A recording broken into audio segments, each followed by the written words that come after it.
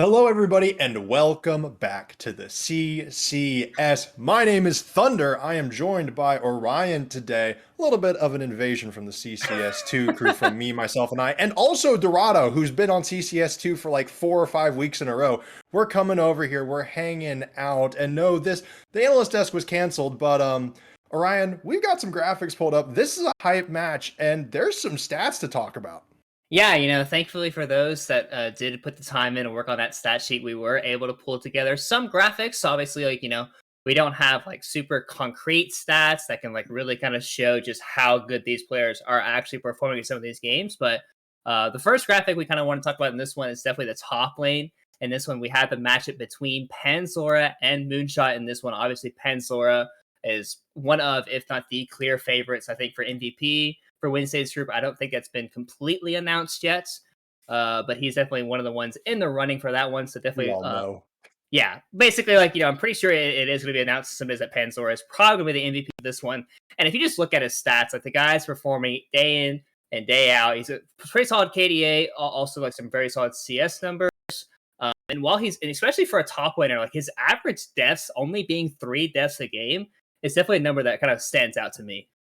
Yeah, and having a 31% damage share as a top laner, that Mhm. is approaching a third of all of your team's damage. He Yeah. plays, he plays GP, but he also plays the Mordekaiser a lot.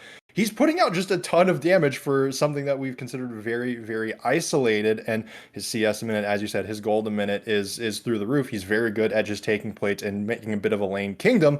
But his opponent today, Moonshot Pepecito, both teams, I think, kind of have a similar style of playing around their top laners or hoping that their top laners might be able to 1v9 later in the game. That being said, Moonshot stats, they aren't quite as reflective of that, but that can almost be chalked up a little bit to Moonshot, aka Pepecito, and Dorado as a whole having kind of that 4 game slide towards the end of the regular season. Yeah, and also KDA is a number that's usually attributed. Like if you're winning games, you'll typically have higher KDAs, and if you're losing games, you're obviously going to have lower KDAs in that standpoint. But also, I think Moonshot definitely does have like the capabilities of playing that these very high intense mechanical champions. I think we saw him on the Irelia where the guy was like straight like smurfing on the champions. Very clean mechanics when he does get the opportunity to play those kinds of champions.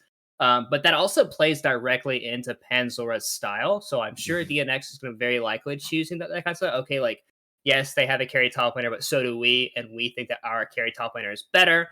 Mhm. But Moonshot has also defaulted sometimes to playing some of the more tankier options. Like we've seen him play Ornn.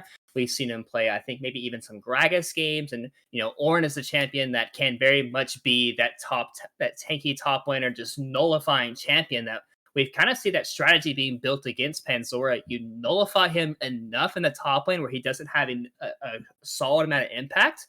And then the rest, as long as the rest of the game doesn't particularly go super favored to everyone else, DNX hasn't always looked the strongest when Panzora doesn't get a really big lead. Yeah, exactly. And we've kind of seen that blueprint develop. We were talking about it a little bit before the show, mainly with kind of when TA Knight really took it to DNX, and then when Hard Hat Zone DNX went at it. But Orion, where do you think really that focus is going to be if we kind of get that neutralizing top lane? Are we going to see it mid lane? Are we going to see it jungle? Are we going to see it in the bot lane, the ADC perhaps? Is the support going to be the carry here?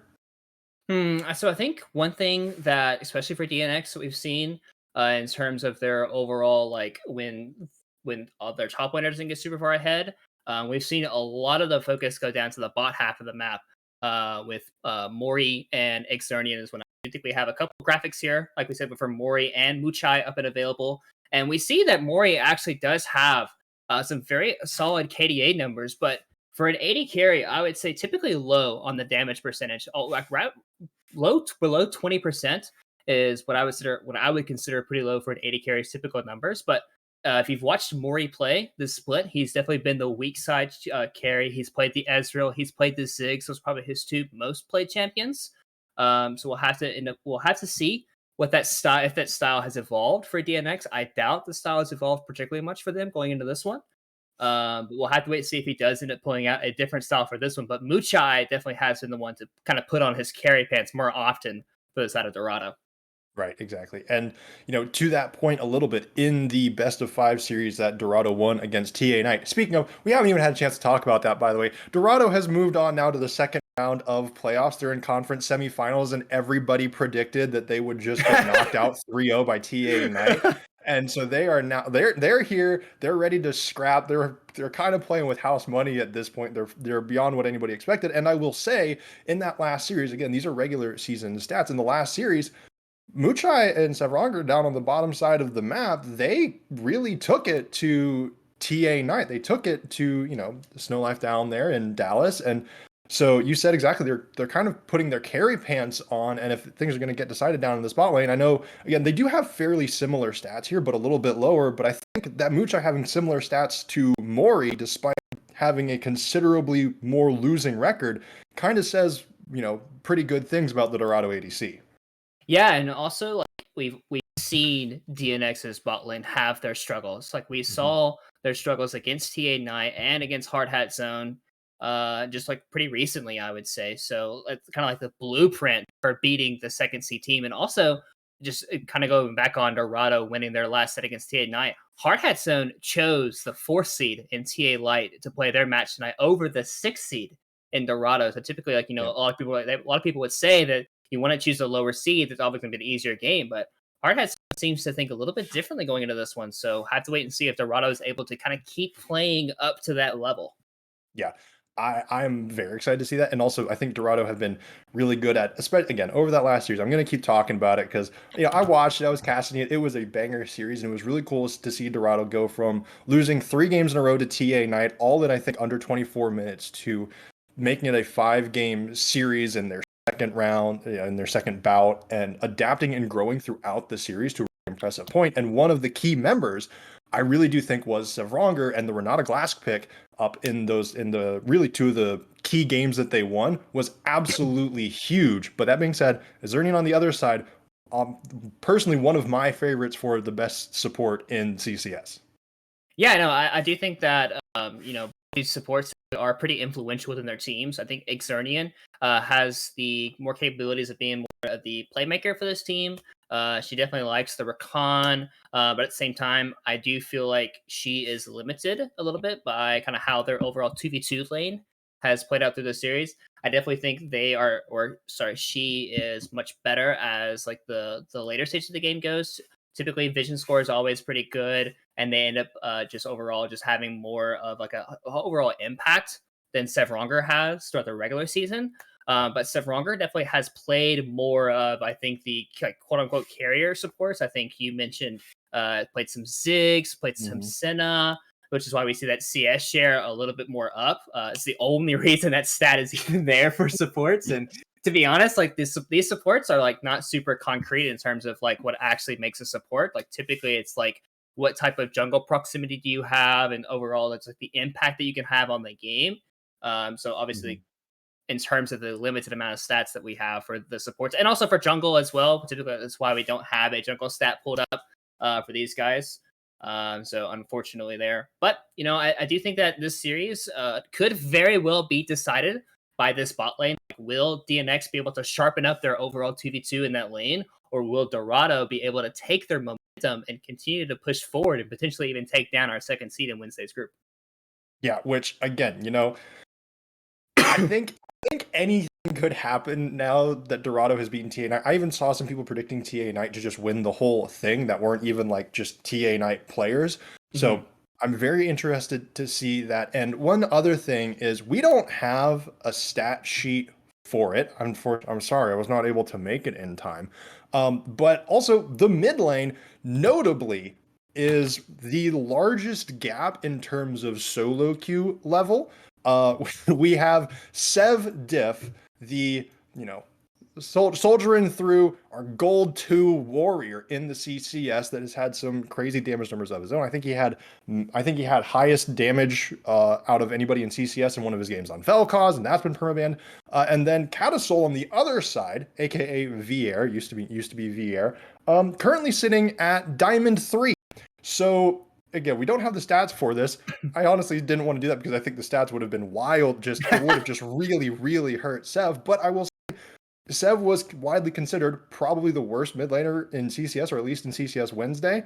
And I want to say he has performed really, really well over the past couple of weeks. And I think if he can keep that lane, from snowballing, there's probably a realistic chance that, things might go more towards Dorado's way.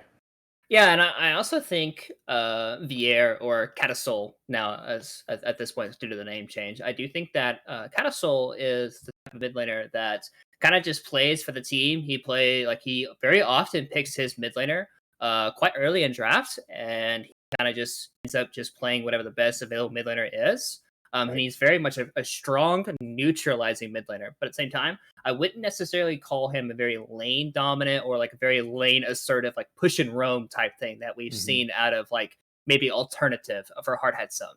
Right. So a bit of a different style though. So that could actually play a little bit to Sev here in this matchup to where, yes, I do think Catasol is the better player. And while Sev definitely has had his struggles, I do think Sev definitely has some pocket picks underneath his belt to kind of like be able to you kind of have to either ban those champions away from him, Hmm. or you kind of have to have picks ready to play against him. Because I wouldn't necessarily consider like the Vel'Koz, for example, like as a very meta mid laner, but when he Right. gets his hands on it, he definitely does perform very, very well. But most likely, I would like for Catasol and especially the jungler for DNX, Shady Gecko, to be able to have a very strong series in this one because I do think their mid jungle duo is definitely way stronger than Dorado's is, and transition that power, particularly into the bot half of the map, because I think Panzora and Moonshot is going to be a relatively even game. But I would like to see them alter how that bot matchup is going to go and translate that lead into the rest of the map. Right. And one thing to note in our kind of, I believe we had a recap of teams going into this week written up earlier, and one thing mentioned was that kind of maybe the combination of Moonshot and Reggie in the top lane might change that from a neutralizing matchup or even a winning matchup for Panzora into maybe a big problem for DNX where Reggie can really affect the map and get Moonshot really far ahead. Do you think that might, come into play here? Is that a strategy that Dorado, maybe they're not going to slam it every single game, but that maybe they try to pull that out to just slam top lane really hard just one of the games to get Herald and start getting those objective advantages? Yeah, I think it really just depends on how draft goes, which we are kind of getting pretty close to draft. Just for reference, Dorado Gaming is on the blue side game one. DNX did choose red side, which you typically choose red side if you have a very like if you want the counter pick in mind, which typically goes to your top laner and your mid laner, which I definitely do like for this DNX team. But at the same time, DNX has been the team where if one of Panzora's main champions is up, mostly being the GP, they will very early rotation that Right. GP away and just be very, very confident in Panzer's overall abilities to play the game on that specific champion. Hmm. If GP does remain to be banned, we'll have to see like kind of what Dorado wants to play around that kind of pick or like what their draft is. Because like we mentioned Right. earlier, Moonshot being a very strong Irelia player, and Irelia can play particularly well into GP. So Hmm. I would be doubtful if DNX leaves that up and they very early pick GP because I think Moonshot would like that Irelia matchup in that top lane. Right. But it really just depends on like how both these teams treat the draft going into this one. Like, would you rather give uh, Panzura his like kind of earlier champions, but potentially get counterpicked, or would you rather just save his counterpick for the last one, but you kind of particularly get yourself a worser bot lane matchup, in my opinion? Because I think if Dorado gets a strong 2v2 matchup, you can potentially look to punish DNX in that bot half of the map. So, Yeah. it's kind of like a pick your poison, which obviously is every single draft. Um, but I think both teams have pretty clear weaknesses. I think for Dorado, I would say their very clear weaknesses, their mid lane, maybe even their like mid jungle for this 2v2 matchup. I think Right. DNX's mid jungle duo is very, very strong. And then for DNX, I definitely do think it's their bot half of the map. So we'll have to wait and we'll have to see which one or which team values the other in this pick and ban, and which one just kind of gets thrown to the dust.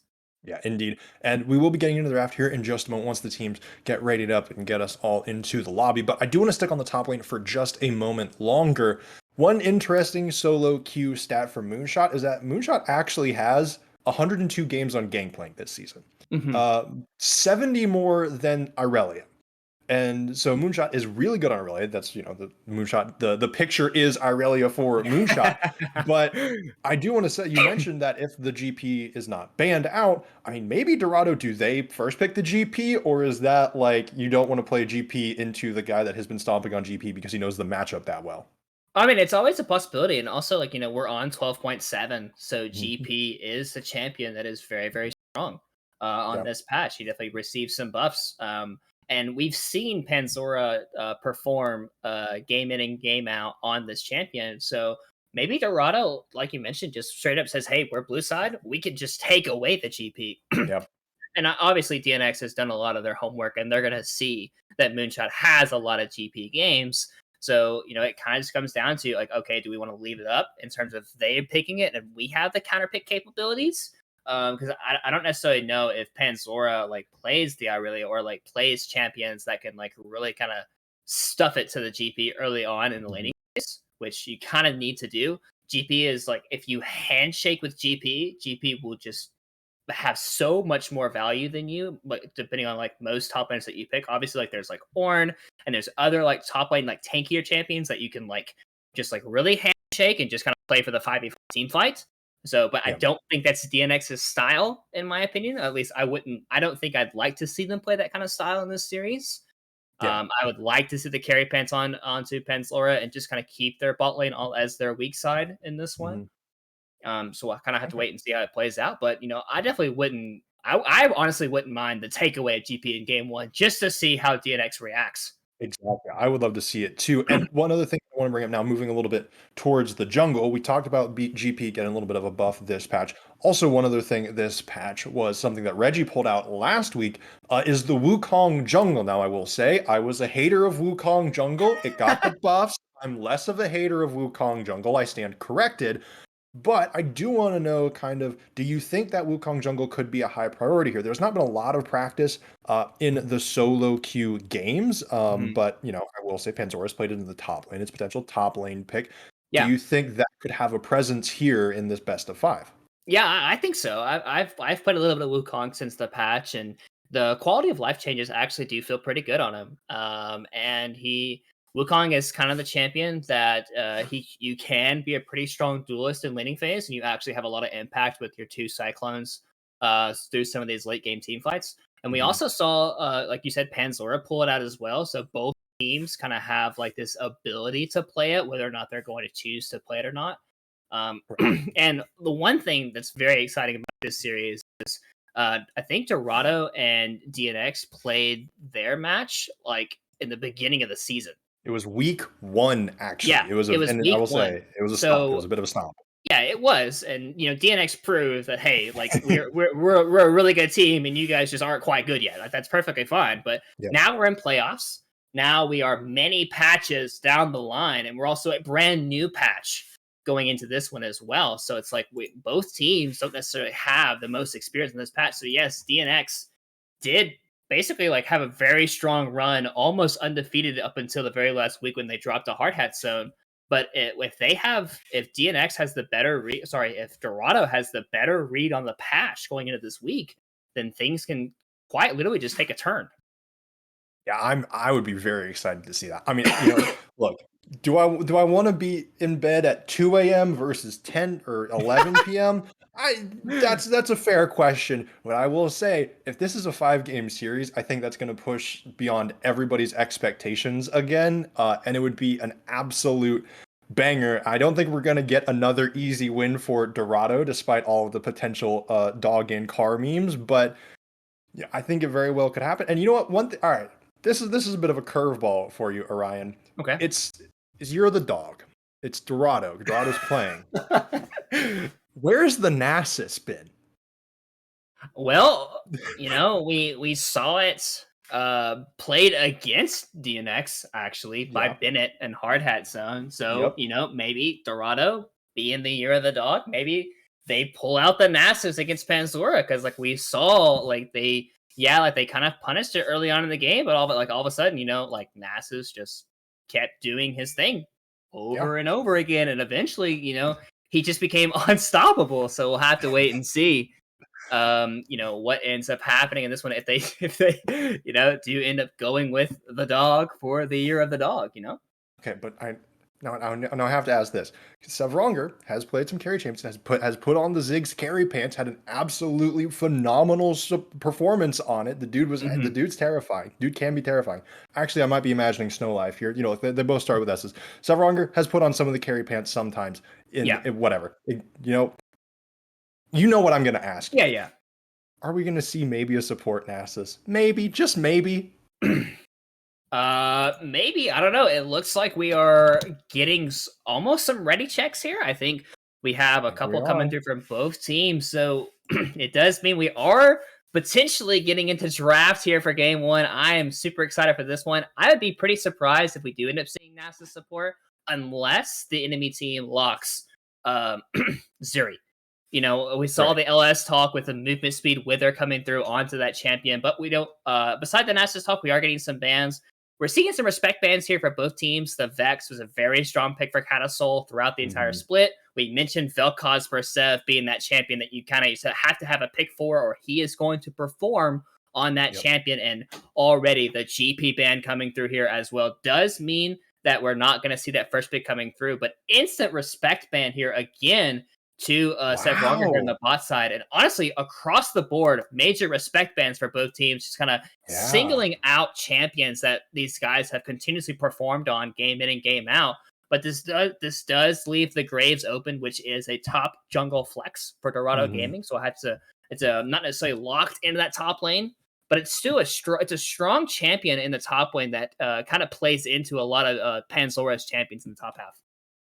Yeah, especially with that range, with the grass proc, that could be very interesting. But it looks like DNX, they Oh, are considering picking up the Jinx here, and they do okay. lock it in. All right, what's your opinion on this one? You seem excited. Yeah, I am excited because this is a different style than what we've seen from DNX. DNX is used to the team. They put Mori on the Ezreal, on the Ziggs, and just says, hey, farm it out, play safe, just don't let your bot tower die. And you basically open up Exernian to play on the rest of the map. Now, Right. this is a lane that you play for your AD carry. Like you play for your Jinx. Obviously Mori, like we kind of talked about a little bit, how his damage numbers are particularly low for an AD carry, and Jinx is all about the damage, all about popping off in team fights, getting that movement speed, getting that lethal tempo proc. And if you're able to, you can really do a lot. And that's a very quick Oh, card that's lock in. They're going for the global composition. They want to play for the bot half of the map. absolutely. This draft is already exciting. And speaking of, so there were of the champions that we talked about, four of them have been banned. Three were banned by DNX, and the Yeah. Gangplank was banned by Dorado. DNX have now picked up the Jinx, which goes against kind of what we're talking about, and they've also picked up the Ari, which is a little bit of a difference for Catasol in the mid lane. Normally playing stuff like the control, as you were saying, Catasol doesn't normally try to like clear the wave and roam. That seems exactly what Ari is there for. And then they also pick up the Jarvan as their response to Nocturne in the jungle. Yeah, well, Ari's actually been one of the champions along with Vex that Catasol has basically been like, hey, I can very early rotation this champion and not be a particular big deal. I also think Ari is a very strong mid lane champion just in general Mhm. at the current meta. So I do really like this pick. It also kind of plays a little bit into like kind of survivability. Like you have the Nocturne and the cart that's kind of crashing down on top of you, and if you're able to use your Spirit Rush to kind of get out of those Yeah. situations, you can particularly survive them. But now we're gonna have to look and see, because right now DNX's composition is very much kind of about the team fighting and playing for Mori down here in the bot half. So Right. what does that mean for Panzora? And it looks like Um, Dorado have been asking the same thing. They've banned yeah, away the Ornn, assuming that this is going to be weak side. DNX have yeah, banned away the Leona, but yeah, exactly what you're saying. but yeah, the Ornn ban makes a lot of sense if the top winner wasn't Panzora, because the situation that I'm seeing is like, are we gonna see Panzora on a weak side champion just playing for team fight and playing for his team, or are we gonna see more of a just another carry top winner, but I would say a weaker 5v5? I do like the Mordekaiser to ban a champion that Panzora does play a lot, so we Mhm. potentially might see just a brand new style that we've like never particularly seen out of um, Panzora here in the DNX. top half, I would say. Yeah, and just DNX in general. DNX isn't the Mhm. team that has traditionally played for objectives and just straight up 5v5 fights. They like to Yeah. play. They like to play very skirmishy. They like to play for Panzora in the top half, and they kind of just leave more on an island. You can't leave more on an island here. They're actually going to go more for that split push on the sideline still with Panzora a little bit with this trigger locked in here. So we'll have to Okay. look and see just kind of how the rest of the map plays out, because Shady Gecko now kind of has yes, you do want to play for that bot half of the map, but you also want to make sure your Tryndamere is able to still have a lot of impact on the game, because he most likely will just kind of be in the top half of the map. He probably won't play much for his team. So we are going to see Mucha and Seth Ronger lock in their bot lane here.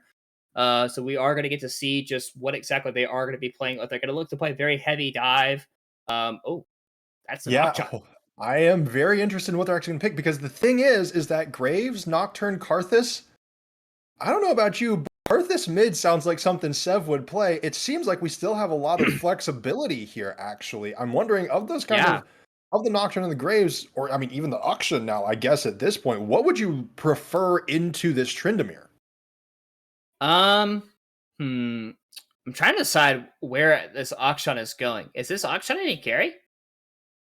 It must be, I feel like it has to be. or is it Yeah, Is I it think. Karthus ADC? Oh, wait a minute. And then we got a Taric lock in. But hold on, it might be Karthus ADC, but this is a huge global comp. This is three massive global ultimates here for the side of Dorado. But then the Taric lock in for DNX Xernian on the Omega Chat himself. Yeah, and I don't think we've seen the Tark gameplay here from DNX's side. I'd have to look back on some of the stats here, but I don't actually think Tark has been locked in here. Well, not necessarily locked in, but like I don't think Xernian has played it so far in the split of CCS. Had to look that one up in a I minute. do not see it. I do not see it unless they played it against Hard Hat Zone in week 9. Yeah, so and I don't think they did. But going into this one, Dorado, it does look like they kind of had a plan. They Hmm. realized kind of like the style of what DNX typically likes to play with, and like what they like to do. The curveball, in my opinion, is the Karthus. Because Right, the Karthus is most likely, in terms of just kind of looking at it, is going to be in the hands of Muchai. And right. it's gonna have a Karthus Galio bot lane, which not a very traditional bot lane, but can potentially have some kill threat, I believe, in the bot half of the map, because you can have taunt landing, and you can have just overall just solid damage come through for Karthus. Karthus's early game damage, if you do land some solid CC, is there with the Right. Skittles coming through, which you kind of have to like. I would say most likely DNX doesn't have a great laning knowledge between Karthus and Galio. Like that's not a very atypical lane, so kind of have to wait and see how that one does play out. Akshan should have the push mid against Hmm. Ari, especially early. The Q base damage from that boomerang is extremely strong. Right. And also, I do kind of like the Graves Tryndamere matchup because when Tryndamere spins, you can typically just dash with Graves and just kind of keep him at distance with fleet footwork. The matchup becomes a little harder to play when Tryndamere hits level 6 because even after he spins, he can just kind of run you down with Hmm. Undying Rage. So we'll kind of have to wait and see how that one plays out. But you have Nocturne, you have Karthus, you have Galio. So you have Exactly. four Exactly. champions that can come at a side lane and basically stop. Because like Panzora will is gonna not be able to push in this high lane at all. Like No. even if he has Undying Rage, like you can't survive Graves, Nocturne, Galio, Karthus. No way. I just don't see it unless obviously he is just very very ahead. But we'll have to wait and see No. how that one ends up playing out. Exactly. The question is kind of Reggie, Shady Gecko in the jungle. We haven't talked about them that much compared to everybody else, but I think exactly what you're saying. It's gonna come down maybe to them if Moonshot can just neutralize and the Trinder's not getting ahead. But we are starting to see the lock-ins. It is going to be the Graves, the Nocturne, and the Uxun. And so I mean that pretty much guarantees that we have the Karthus ADC, I am. And I don't think we're gonna see. I don't think that we're gonna see Muchai on the Galio. So then we have that. I mean, I'm very excited for this. This draft, we took some curveballs. This was a winding road to get to this, but I feel like Dorado have they like even with just the first three that rotated through, they were able to counter the split push build that DNX came up with before they even picked the Tryndamere.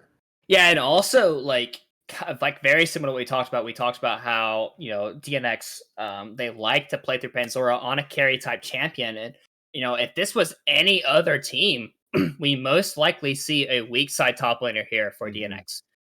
And all of a Like a sudden, Shen or something. yeah, like just something to play for the team. But Panzora playing more for himself in this one, which is what we've seen time and time again from DNX. But at the same time, you have Mori on Jinx in this game. You don't just have Mori on Ziggs, Mori on Ezreal. So it's going to be a different style from Mori here in game one. And honestly, I like to see it. Game one, obviously, it's kind of like you're setting the tone for the series. If Mori pops off on the Jinx and just has a fantastic game, all of a sudden, That it DNX, changes the yeah, calculus. yeah, DNX just has like multiple like ways to play the game. They're not just playing through Panzora, playing through very skirmishing style. But also at the same time, if Catasol in the mid lane just dominates Sevdiff in the mid lane, there's just a very clear gap. And then all of a sudden, like you kind of have to play more for like a safer mid lane option, or just ban away the two safe mid laners that Catasol does have in the Vex and the Ari, but then you potentially leave up the GP and the Karma. So I do think both teams had a pretty similar, not necessarily similar, but a pretty strong idea or like a game plan of what they really wanted to do here in this game one matchup. And I think this game in particular will very much alter this series for for the rest of the games.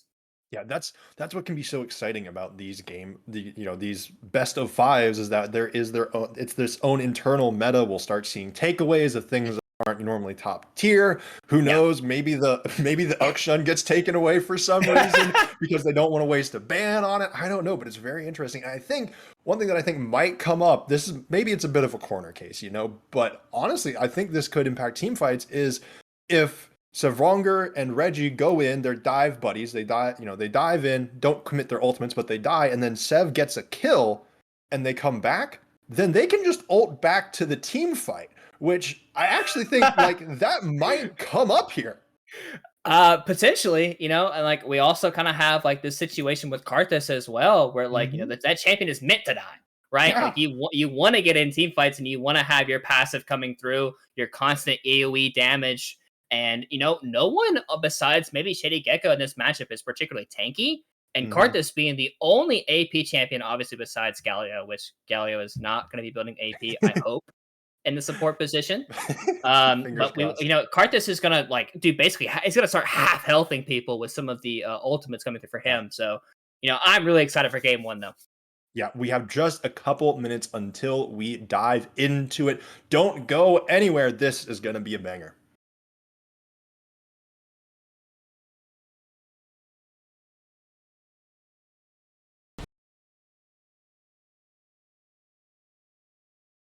Everybody, hold on.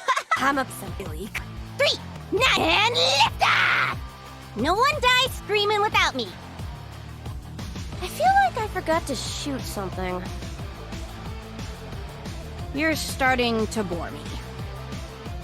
She's such a loser, always ready to cry. Ah, come on. What's the worst that could happen?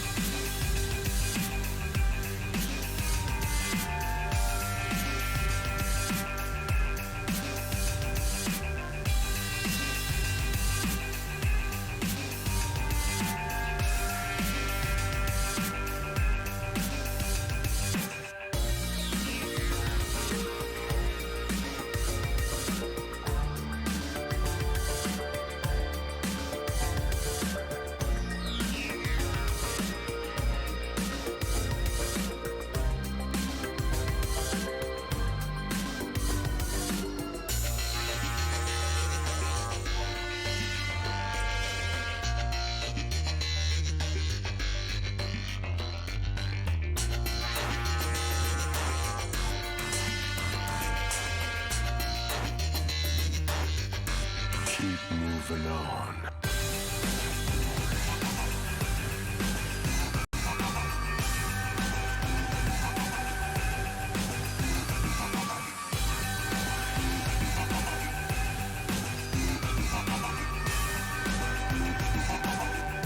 Keep moving on.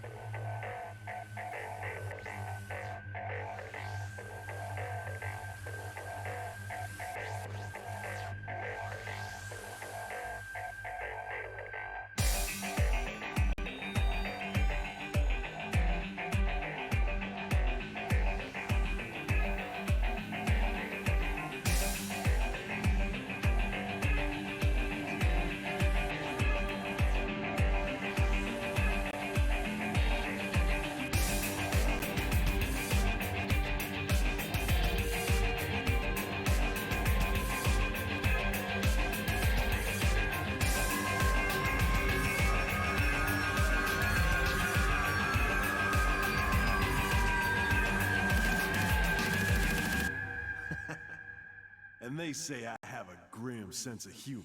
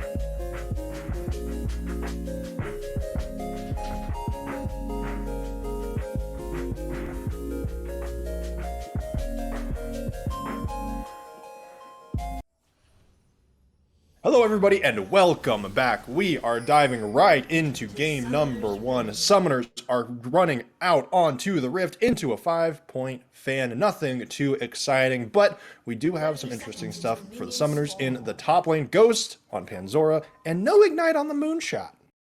Yeah, I mean, Ghost makes a lot of sense for Panzora and particularly the lane. Like, Moonshot will be able to kind of keep distance from Panzora, but anytime Panzora actually opts into using the Ghost, he will basically be able to just run down Moonshot, and there's not really much Moonshot can do about it.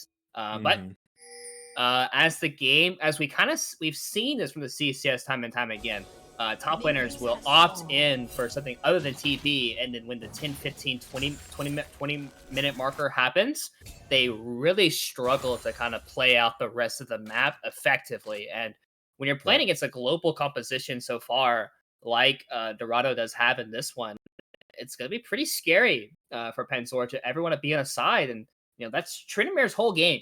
Trinimir is not the champion that you want to be your frontline tank or just your main consistent defense in some of these fights. Like, he can get taunted up by Galio fairly easily and just like basically controlled, and then the rest of the members like Muchai, Reggie, like they'll be able to do like very consistent backline damage, and there's nothing Panzora can really do to stop them. So we'll have to wait and see how this one does play out. As we're going to see this top lane matchup be pretty back and forth, constant autoing from both of these champions. So have to pay attention to those health bars a little bit closer just to see, okay, what's actually going to happen here.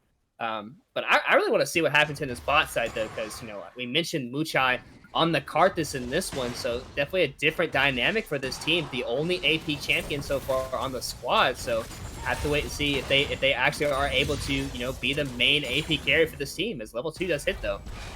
Yeah, and the Galio goes in. Sevronger gets stunned up, but they are playing aggressively here. They're starting to get chunked out. Mori takes quite a bit of damage, but they are pushed out. Muchai and Sevronger with control over the lane. One thing that I did want to note is I believe Mori and Exernian actually faked a leash for the Jarvan, and they hung back under their turret, although they didn't actually take any damage. So Muchai and Sevronger, if they were aware, they would know it wasn't a real leash, but they might not actually know where Shady Gecko's pathing.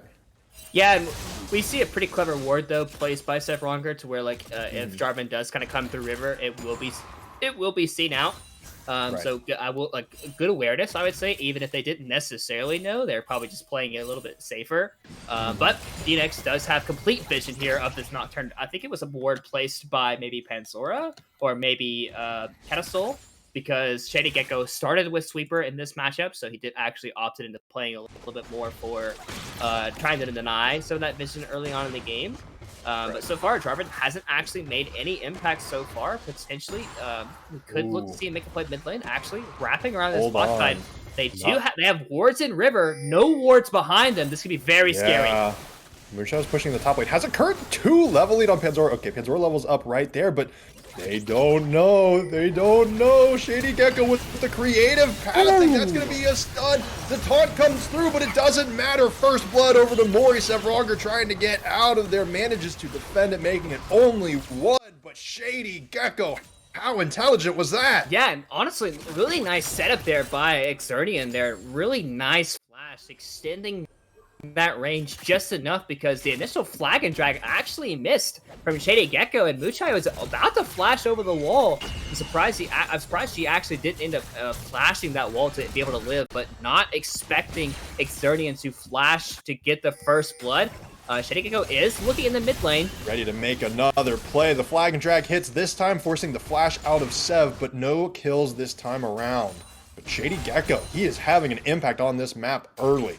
Yeah, and it's what you really want to see in this Jarvan Nocturne matchup, because Nocturne is the champion that wants to be level 6 before he really wants to get going. So if you're able to have a much higher impact before Nocturne can get 6, you can potentially set your lanes up for success regardless of Nocturne hitting that level 6 ability. So we'll have to kind of wait and see. But yeah, really good stuff here from Shady Gecko. Definitely having a lot of impact, but we want to keep seeing it, right? We want to keep seeing the continuous plays because, yeah, you made a couple plays. Great job, but you have to keep going because Nocturne will eventually hit 6 and eventually will just have a lot more presence in terms of where he can actually be than what he can do. Exactly, because if you were wondering where Reggie is power farming, has the pickaxe. To be fair, Shady Gecko has already picked up the Bommy's Cinder, but this Nocturne is going to be trying to get ahead on CS fast. Meanwhile, the two top laners are duking it out. They are both level 5. The Tryndamere has to dash away, spin through the minion wave, but they are trading evenly, and I do think that Moonshot, opting for the fleet footwork to run away, but doesn't get the grasp. That's a little less sustain in lane that Panzora could take advantage of. Yeah, and not only that, but Panzora does have his Q coming through, so basically any trade is almost always going to be favored to Moonshot in this, Panzora in this top half, as long as Panzora doesn't actually end up dying. Moonshot actually was able to get the early serrated Dirk, so he is much more powerful than Panzora is, but level 6 actually coming through for both top laners here very, very quickly. Moonshot is already level 6, Panzora not quite there yet. It was actually taking right now. Ooh. Deciding not to go aggressive, probably thinking that his jungle's on the bot half of the map. Oh, actually set him. Oh, Cadisol wants to go in, though. The Akshan is not quite doing enough damage to clear out the way. Cadisol flashes for it, doesn't get the kill, but Sev walks just a little bit farther after the charm and still gets it. 1-for-1 in the mid lane. Sev Div says, hey, I see your diamond 3 and I raise you a gold 2. Yeah, and honestly, I'm surprised Cadisol actually ended up going for that. You were gonna push Sevdiv out of lane regardless, so ended up just going very, very aggressive there in that mid lane. But it trades 1-for-1, so overall the value just isn't quite there in that mid lane trade. Off screen, we did see Moonshot and Panzora go for a pretty hefty trade. I think Panzora used Ghost, but not Undying Rage, and Moonshot had to use Flash. So definitely very, I would say, advantageous there for Panzora. Trading Ghost for Flash will always be very, very good in your hands, especially in the Tryndamere matchup. But so far, we're only seeing a 400 gold lead here. Nothing really crazy happening. But we have seen a bit of a different style. Panzora completely on an island in the top half of the map. He's kind of playing for himself. And Mori has actually been getting, I would say, most of the attention here from Shady Gecko. Yeah, and it's paid off. It's gotten it's gotten 1 kill down on the bottom side of the map down there. Exernian now thinking about a little bit of a gank in the mid lane, but Nocturne is here to answer. It'll be a 2v2 if that happens. Meanwhile, Muchai and Sevronger, they are pushing this wave in. Nothing happens in the mid lane. We just move on to clear out some wards, but one thing to note for Panzora, did just immediately rush the Berserker. Greaves has those already ready to go. That movement speed is gonna be pretty nice. Just checking in. Currently, we are at no mythic items, but I don't think we're going to be seeing anything anytime soon. It is only 8 minutes. There hasn't been any, steam rolling, stomping anywhere. And there is currently a 10 CS lead in the top lane and about a 10 CS lead in the bot lane. But overall, there is a 400 gold lead. Panzora wants to go in, gets between Moonshot and the turret. The smoke screen comes down. Panzora, he wants to go in. The Undying Rage is going to get popped. Here comes the Nocturne. The Paranoia comes he's through. not in range. He is not in range. The Karthus ultimate is not going to do enough. Panzora with the solo kill despite the multiple burn ultimates. Oh, that's so bad for Reggie too, because like on Nocturne, your whole thing is okay, how effective can you be with your ultimate when you get it? Because you want to get those ultimate hunter stacks coming through, you just want to have as much pressure as possible. Reggie is trying to catch this top wave here because Moonshot's like an entire screen away, so trying to make sure he's able to pick that one up here. So trying to sustain a little bit here as Ready, so he is able to pick up some of the CS, some of the gold back up. But you really hate to see that ultimate being put on cooldown there, especially for the type of, and also the card ultimate as well. Yes, you do have on Muchai as Reggie's potentially face checking here. He does face check into the river. Shady Gecko goes in, gets the flag and drag, commits the Cataclysm. Catasol is the one that picks it up. Another kill for the side of DNX. Yeah, and that's, once again, another really big feels bad situation here for Reggie. Not only did you use Paranoia, but you got your blue buff stolen away, and you also got your life taken away as well. Seth going very aggressive. Go in. Knows Catasol burnt a lot of cooldowns, but Catasol is able to get out of there despite taking a big chunk. Will have to back, but Sev trying to make a little bit of something happen, even burns the Ignite. Yeah, I'm pretty sure he also used the ultimate there too to try to chunk out Catasol even more, which is going to delay Catasol, the RA trying to get back in this mid lane. Overall, trying to looking at some CS advantages coming through. No real major leads. The only one that's probably, I would say, substantial is the bot half of the map with Mori actually being up like 12 CS over Muchai with this cannon wave crashing together. So, the bot half of the map's actually particularly playing well. We haven't actually seen them punished, but we also haven't seen any real coordinated plays coming through with this bot half of the map. We saw Xernian trying to make an attempt in the mid lane, and she was on Vision as well. I'm surprised they actually didn't try to go a little bit more aggressive onto Mori with the Nocturne ultimate being up and available. But right now, it's pretty even. Panzora once again going very, has the ghost actually. And the Undying Rage is up. Moonshot able to get a lot of damage down, but Panzora, the Undying Rage, is just too powerful. A second kill on Moonshot underneath his own turret. I mean, this is just, it's not looking good to be a neutralizing lane, and oh no, Shady Gecko is on the way to visit the bot lane once more. Yeah, and it's like, you don't really have to ever visit top lane when your top laner is just naturally winning the 1v1 up there, and he's doing a fantastic job in the top half of the map. Not only is he picking up kills right here, but he's also picking up like a decent amount of turret plating here. Probably going to get maybe 2, maybe even this 3rd plating as well. Rift Herald is currently in the hands of Shady Gecko, so if he wanted to potentially make the visit up here in the top lane, he could just place the Herald, and all of a sudden your top tower is gone, and your Tryndamere is basically off to the races in this one. Yeah, and a fed Tryndamere is scary. Oh, Reggie and Moonshot are here. The Undying Rage is down, but Panzora just goes over the wall in Qs, and that is the Paranoia burned. It's now a 3v2 on the bottom side of the map. Sevronger is here, gets the taunt through. He's trying to run, but they are right on him. He flashes out of the Cataclysm, and the Super Mega Death Rocket does not connect, barely surviving there for Sevronger. Yeah, but this is going to be a bot tower here, with the Rift Herald most likely being used in this bot half of the map, just trying to get as much gold onto your main carry in a lot of these team fights as you possibly can. So not even opting, I would say, to using it in the top half, because Panzora is just already dominating in this top half of the map. You don't even have to use the Rift Herald out there. And since you were able to push away Muchai and Sevronger here, you're able to just pick up the entire bot tower for free. And we're only 12 minutes in, and we're already seeing a 4K gold lead here in the hands of DNX.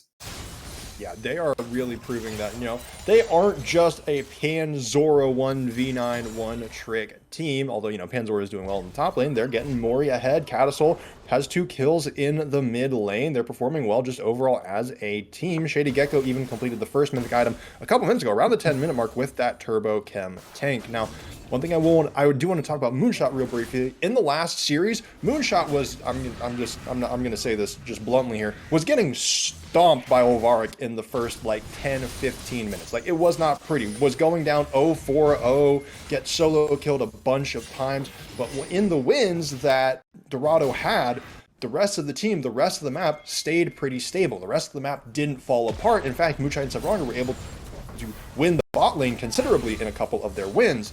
And that was what allowed then Moonshot to come in and get some crazy scorelines on like the Aatrox and stuff. That's not happening right now. The only lane that hasn't just been like really hard lost is Sev in the mid lane. Yeah, and especially for the composition that Dorado has kind of picked for themselves. They're a composition that that wants to go in particularly aggressive. They want to dive in onto the Jinx, and they kind of want to blow all of their tools very, very early in some of these fights and try to basically just eliminate the Jinx as early as possible, and then kill the rest of the members. But when you're down this much gold as you are, it can be very hard. You just won't have the items necessary to actually want to fulfill that kind of thought process, or that like what your gameplay pattern should be here for Dorado Gaming. And Shady Gecko's going particularly aggressive here. They do have the numbers, but they're actually just kind of conceding the top lane push here from Panzora, opting into saying, hey, we're gonna lose this top tower regardless. They have the members up here, so they don't want to lose too much of their overall jungle, but still the map is slowly starting to concave in, especially around this mid tower. You already have the both outer towers of top and bot down, and when you have those down, the avenue into the mid lane section just becomes that much easier. Yeah, and I mean, speaking of having those outer turrets down, every neutral objective has also gone over to DNX. It's now going to be their second Rift Herald. They've got 2 Drakes. Panzora, though, wants to go in again, gets nearsighted, is underneath the turret. Moonshot is trying to survive. The flash comes through, but Panzora goes on a killing spree, and Sevronger is getting caught out in the southern jungle. Sevronger gets stunned up. Catasol gets the kill, 3-1-0 on the Ahri. Yeah, and this Tryndamere is just basically dominating the top half of the map. Catasol still has the ulti charge up, trying to go very aggressive here. Wasn't quite able to land the charm, but still got the flash out of Muchai. So if you're Catasol this one, you're saying, hey, that's a trade that I'm going to take. My ultimate was going to basically go away eventually regardless. So you like to see that one in the mid lane, and, you know, I wouldn't be surprised if this mid tower ends up falling, because they don't really have a good way of wave clearing this situation away. It's only Seth Def, and even though there's a couple of minions left remaining, as Frenzy's going in. Oh, he wants to go when the paranoia comes through. Now we're starting to see the layered ultimates, the team fight, but Exernian pops the Taric ultimate. Nobody is dead yet. The teleport comes in from Moonshot. Panzora is not here, but he is running quickly. That is a lot of ultimates burned for absolutely nothing. While I say that, a few flashes and priority over the Drake pit. Yeah, but we see the reason this Taric pick came through, right? You have a bunch of very deliberate ultimates coming through, and Taric ultimate is basically all about timing. You want to use the Cosmic Radiance a little bit early because it's a 2.5 second channel, and then you get 2.5 seconds of actual vulnerability. And if you time it correctly enough, like we saw, Karthus ultimate did no damage.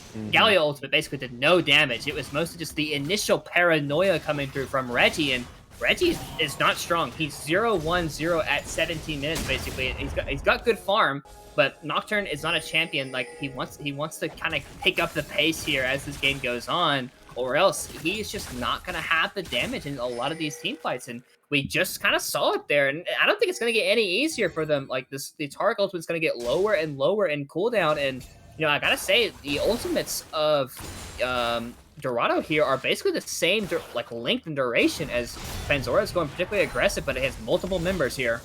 They're trying to go in, but it is very difficult to chase down a Tryndamere, and Panzora doesn't even need the flash, doesn't need the ghost, just needs those Greaves and walks away. In the meantime, the rest of DNX, they are playing this 4-1 immaculately. They get the bottom tier 2 with absolutely no resistance to speak of. Yeah, and, like, you know, when you have to have so many members go up to that top half of the map, there's not really much you can do when the enemy team, like, just sends 4 members down there, and especially when you're down, like, you know, 6k gold. Like, you know, you kind of had, at this point, it's basically for Dorado, you have to pick your poison. You have to say, okay, we have to do something, but when we do anything, we have to send multiple people. It can't just be a one-on-one. Charm comes through, but the tether does not quite finish. Catasol gets off pretty much scot-free. Now Shady Gecko, Xernian, Catasol, this 3-man squad is here in the mid lane. They drop the Herald. That's tier 2 in the mid lane at 18 minutes. And they are continuing to fight just a little bit. Xernian and Catasol, they are protected by the Taric ultimate, but no other damage comes over the top. Now that it has faded away, Dorado, maybe they're going to want to think about an engage. Yeah, and this would be the time, right? Cosmic Radiance is down. They use Spirit Rush as well on Catasol. But you don't necessarily have anything to fight for, I would say. Dragon's not alive for another, like, basically 3 minutes. Baron's not alive for a minute, so you would kind of just be fighting to fighting. And when you're fighting just for the fun of it, when you're down 7k, it's the odds of you winning that fight just aren't particularly good there, even with Exernian not having that cosmic radius coming through. But the resets have come through for DNX. Multiple items. We see 2 items on Jinx. We see close to 2 items here for Catasol here. And a lot of the members of, Dorado are just trying to reach that second item mark. And, DNX is off to the races here in game 1. They showed really solid stuff here, especially from, I would say Panzora being completely left on an island, and, just also Shady Gecko completely opening up the rest of the map so far, and for all of his team. And so far, everyone else has been playing particularly well in this one. And Dorado, they had a pretty good plan. Reggie has the paranoia. He's popping it, he's going in, but there are multiple people here. The Karthus ultimate comes through, the Galio over the top, but he is still in there alone. Reggie goes gold, the stasis comes through. We saw the comeuppance on the back of the fight, but this is just too much damage. Mori gets excited, gets 2 kills, a double kill comes through, but Sev, he's coming. Catasol will fall, Mori will fall as well. Shady Gecko, he is still here. It's up to Sev, but Muchai manages to take 1 more down, but Sev falls as well. 3 are still alive for the side of DNX. Yeah, and there it was. Once again, we see, but this time, Cosmic Radiance was on cooldown, so we saw, like, the potential of this composition, but it's honestly a little too late, right? Like, you're 20 minutes in, and you're down 9,000 gold, like we see like just the overall, like I said, potential that this composition can have here for Dorado. We saw the multiple layerings of Karthus ultimate. We saw Hero's Entrance, Paranoia. They all came crashing down on the Jinx, but Jinx survived for a very long time. And if Jinx is surviving for a very long time, like the rest of the fight's gonna go really, really rough, because next time Cosmic Radiance is up on cooldown. Like, you can't just go super ham onto the Jinx like anytime you want, as we're seeing a bit of maybe a desperation Baron here, but we're seeing a lot of the members here of DNX are responding very, very quickly. They understand that would probably be the one way that they would potentially get back in this game, but so far, game 1 is looking pretty much in wraps here, I would say, for DNX. Yeah, and I mean, if you're DNX as well, if Dorado start trying to take Baron, I think you just rush down the mid lane and say, come on, try to keep up with us destroying your base. We'll take the Baron for base trade any day of the week. And now Dorado, they realize they can't even do the Baron, they back off, and the second Hextech Drake has now spawned, and it looks like Shady Gecko is just going to be able to solo it. There's absolutely no setup around the Drake for the side of Dorado, and Dorado, they are relegated to only the western quadrant of the map. There is a vision for the side of DNX pretty much everywhere else that is relevant. They don't even need vision in their own jungle. They have vision all in Dorado's jungle. I mean, it's not even Dorado's jungle anymore at this point. Yeah, for sure. It's never probably going to be, Panzora is kind of down here by himself. Multiple members are coming through, but they don't really have a way of stopping him from just sliding away when he is this strong in the game. So at this point, if you're Dorado, like, you had a pretty solid plan, I would say. It just didn't come to fruition, probably as much as they would wanted to in this one. So at this point, you're probably thinking about game 2 strap. You're thinking, okay, I think you had a pretty solid plan, but at the same time, like, you kind of have to find ways around giving Panzora a blindable option in the top lane that he can just dominate the top half of the map with, right? Like, you got the Graves into Trinity matchup, and you probably felt like, okay, like, he's gonna play some off-tank champion, but ended up playing the carry kind of style, the solo, like, play for an island type of play. So if he's still willing to play this style, even though the composition would argue differently. Seth trying to make something happen, goes in, is charging up the comeuppance. Oh, we see the ultimate come through from Karthus. That's a shutdown. That's quite a lot of gold going over to Sev. This might just be the start of a swing, but that is still asking a lot when you're still about, what, 9k gold down? Hey, it's something. Yeah, but it does slow down momentum here a little bit for DNX. Like, you don't want to play the rest of the map in a 5v4 with a global composition, right? Because multiple members can join at any time. Yes, Karthus ultimate was used, and Akshan's ultimate was used as well. So you had to use 2 of your resources out of the 5 to make sure that kill did come through. But in order to stop momentum, like that's a necessary play here for Dorado. So I do like that kill a lot on Nakata Soul. It's a nice little bit of chunk change, I would say, at this state of the game. Like that one kill is certainly not going to bring you back into it, as we do see a bit of a cheeky blast cone there from Mori blasting away Xernean there. But this game is still completely in DNX's hands. It's basically up to like the control that they want to play at, because this Baron's been alive for about 4 minutes now, and they haven't really been super interested in starting this one up yet. Even though they're up 9k gold, they're willing to play it slow. They're willing to play the pace at the pace that they want to play at. They want to stay in control of this entire game. Yeah, and they've done a good job of it. So far, Panzora is going in. That is just a dead Karthus, but a dead Karthus is still a useful Karthus if the rest of Dorado want to try for the collapse. The Undying Rage is committed. He is flashed away. He's gone over the wall. The comeuppance is coming through, though, as is the Paranoia. But the team is blocking Xernean with the Cosmic Radiance, as you said. Saves the rest of the team. Shady Gecko has gone in deep, but falls to the Galio. The teams are scrapping. The teams are fighting. And when the team fight happens, DNX slap them with the wallop. That is the team fight ace. They have some minions in the mid lane. They're going to start charging down this first inhibitor. Yeah, the only member up is Muchai, actually, for the next 15 seconds, so I wouldn't be surprised if they potentially push for an end here. Panzora is really, really strong here on this Tryndamere, but they don't actually have that many minions here. Muchai should be able to actually clear away some of these minions. Oh, actually, a bit of a panic flash there from Muchai, not wanting to be the reason why this game ends at the 25-minute mark here. But it looks like some resets are coming through for DNX, but, it's just continuation of what we've seen for the past fights over and over and over again.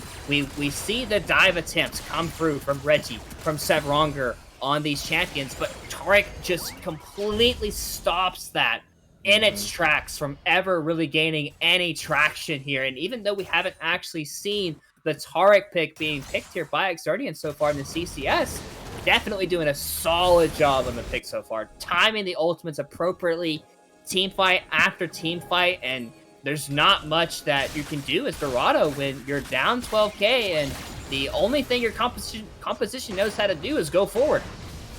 Yeah, because this is very much like the bongo comp we saw from last year from CLG, but Smoochai, oh no, he's getting caught out. That is a dead Karthus, but again, still useful. Can the team try to capitalize on it? Reggie's getting chased down. The Nocturne falls after popping the Paranoia. Comeuppance comes through for some ship damage. Mori goes low, but not low enough, even as the Ignite ticks down. DNX, they turn to the Baron.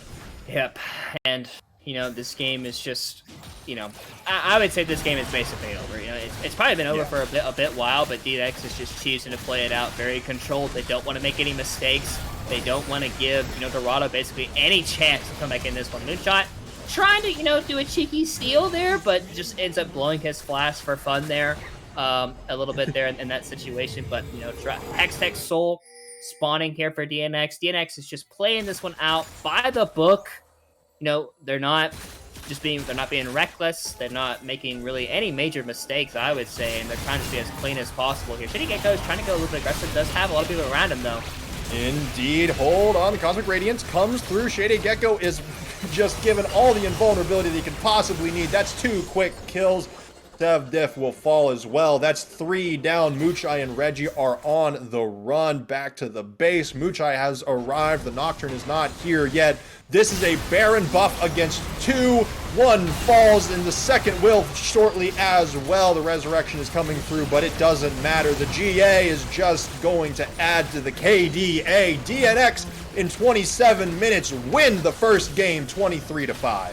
Yeah, and one thing we talked about in terms of this series and how this series is going to develop was the impact that Game 1 had in this series. Dorado had a plan. They banned out very specific champions. They knew what they wanted to play, and DNX said, I don't care.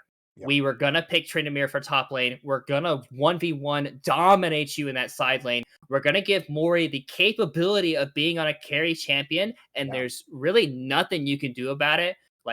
Just DNX played that game out so well, and Dorado has to figure something out because, not gonna lie, that game was a stomp from DNX.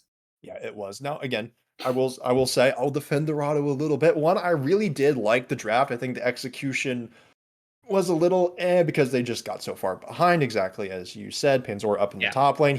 Panzora proved why he is such a monster and why the stats that we showed at the beginning of the show were so, comparatively high. The dude's crazy. He went 9-0-3. He didn't die one time. Talk about undying rage. Like he's a beast.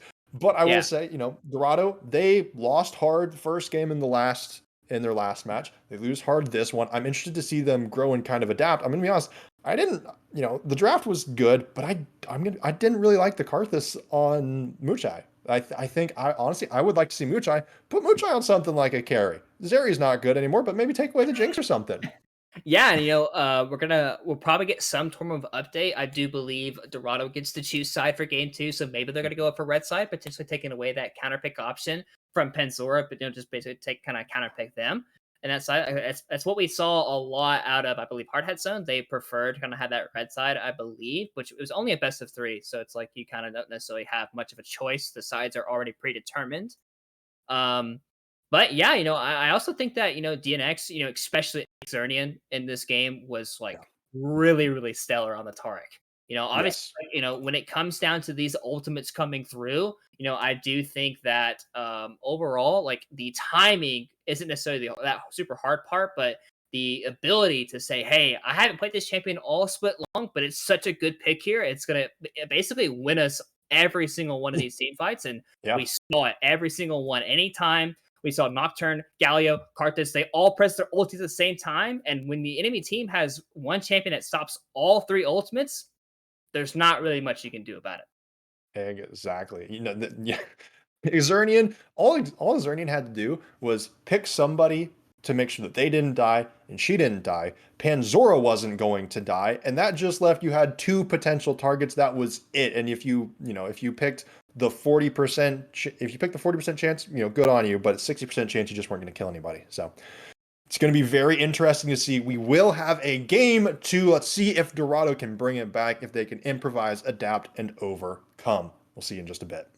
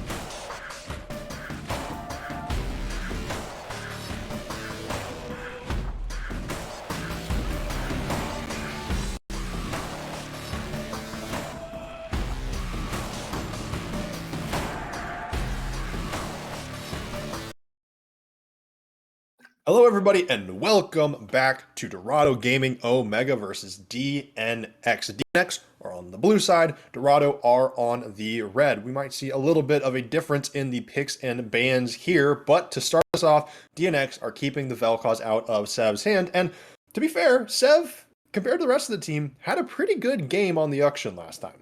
Yeah, I would say so. Definitely was one that was able to kind of hold a zone there in the mid lane with the Akshan into the Ahri matchup. Mm-hmm. But this game, like we kind of talked about here, Dorado is on, sorry, the red side, so they do have Yes. the option of potentially doing some counter picks here. We'll have to wait and see if there is any adjustment. So far, none to be heard of, at least in terms of the bans. We'll have to wait and see what DNX's first pick is. Are they gonna just run back the Jinx here for the Mori, or are they gonna give their mid laner another prio champion there that they typically do here on the blue half of the map? So Ooh. already a bit here respect towards the Jinx. They don't kind of want to deal with that champion. So this does leave the Ahri open here for Catasol if he so chooses to take that matchup, which oftentimes this is where their mid lane gets picked for DNX here, as they're already hovering the Ahri. Catasol There you definitely, go. this is just kind of his style, right? Like he's the rock of this team. This guy he rarely ever loses, but Mm-hmm. he oftentimes picks his mid laner. And also, I do think Ari as a champion is just one of those champions that you can first pick blindable champion. It's pretty hard to punish, I would say. And you Right. have natural healing with Q. You have a speed up to get away from ganks, and also like when you hit level 6, your champion's very hard to gank in general. But Dorado's already switching things up here with the Diana locked in here for red side. Does mean it's going to be a little bit more of it's still going to be that aggressive dive in composition, but a little bit less mint around like very long range global ultimates. Yeah. And one thing I do want to say is that I believe we saw this last week or we saw it recently, but this, could go into the jungle. It's, we a bit more, it's also kind of the wombo combo type deal with all the burst damage at once if it's picked with something like a Yasuo or just anything that can get a good stun. But we could see this in the hands of Sev. Dorado, they also pick up the Zaya as well, a safe, very high potential for a carry in the bot laner. But I am interested to see where they're going to put this Diana because they've had some interesting drafts with it as a potential flex pick. Yeah, and Diana definitely does have that capability. I would say the champion fits a little bit better into the jungle right now because it has Mhm. really high clear speed. You're able just to chew through camps. But if Sev likes the Diana Ari matchup in the mid lane, you can just send it there, and you could potentially have a counter pick for jungle.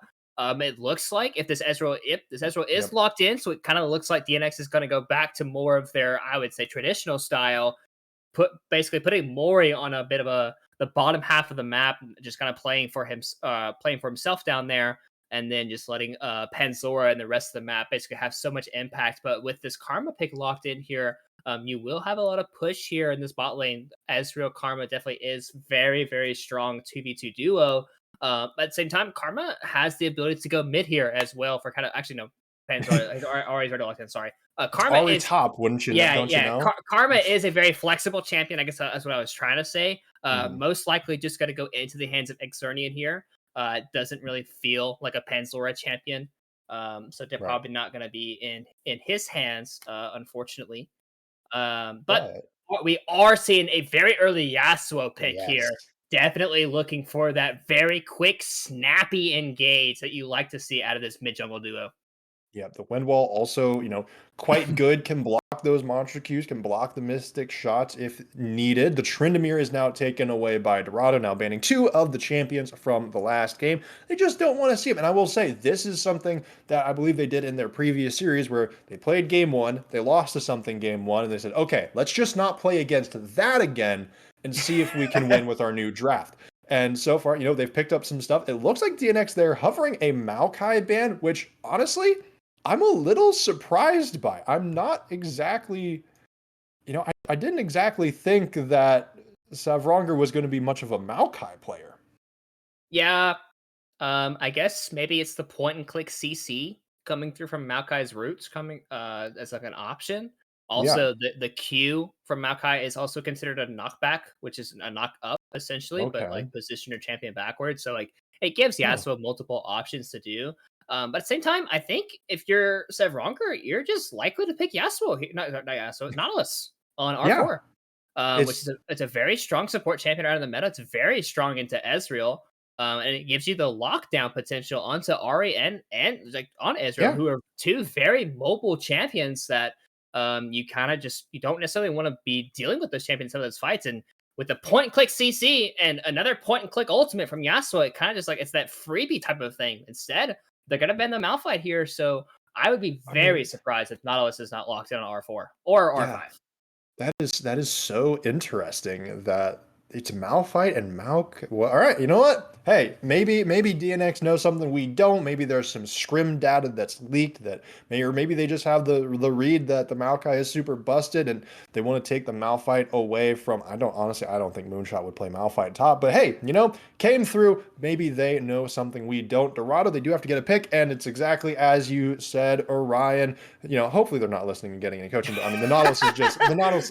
I would have Yeah, been able to tell you that Nautilus was a good pick here. yeah, it just makes so much sense, right? Like you have Ezreal and Ra, two of probably the most mobile champions in the meta right now. Mhm. And when you have a champion that just kind of goes point and click, Yep.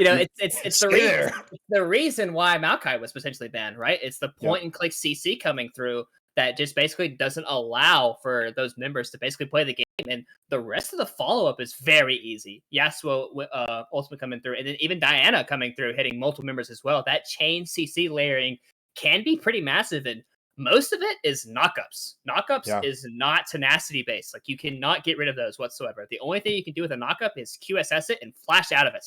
That's the Yeah. only thing. Knockups are definitely the most broken form of CC, and they have multiple forms of that coming through. Poppy pick would make a lot of sense for a lot of these dashes coming through, but Yeah. Yasuo's ultimate is unstoppable. Very key Yep. points. Like when he initially goes flying towards his target, you can't actually stop that, but you can stop Yasuo's E. You can stop Diana from dashing through. So I do like the Poppy pick, but I would say DNX very lacking in damage this game, I would say, for the most part. Yeah, they have picked up the Darius, which, with the Noxian Guillotine can start doing quite a bit of damage. And one thing actually that I do want to come in and take a Oh, that's look a at is Sejuani. ooh, Sejuani picked up. Okay, before we talk about Sejuani, I do want to say that actually what I think might have happened is they took a look at what Dorado plays in the top lane, what Moonshot plays in the top lane. Moonshot is the one that has played Malphite and the Maokai. So Mhm. maybe they were thinking, okay, let's get rid of those as potential bad matchups for Darius. But now Dorado, they have also picked up the Sejuani. Yeah, and the Malphite ban made sense, right? Like you have Yasuo, you have like Mhm. the chain rolling CC bans, but this Sejuani pick, I have a feeling is gonna end up being the Frostfire Gauntlet Demonic Embrace Sejuani, Yeah. a build that has been gaining some traction in terms of actually a lot of AP tank champions here, where you actually gain a lot of HP and you're still surprisingly tanky. And also, I don't necessarily see a world where Darius can potentially just run down a Sejuani unless you Right. unless you stop the initial bristle charge of Sejuani's Q. Like going for like you can use it to get away, but Sejuani has multiple forms of CC slows that Darius most likely gonna be taking Ghost in this one, so it is gonna be a bit of a Panzora special here.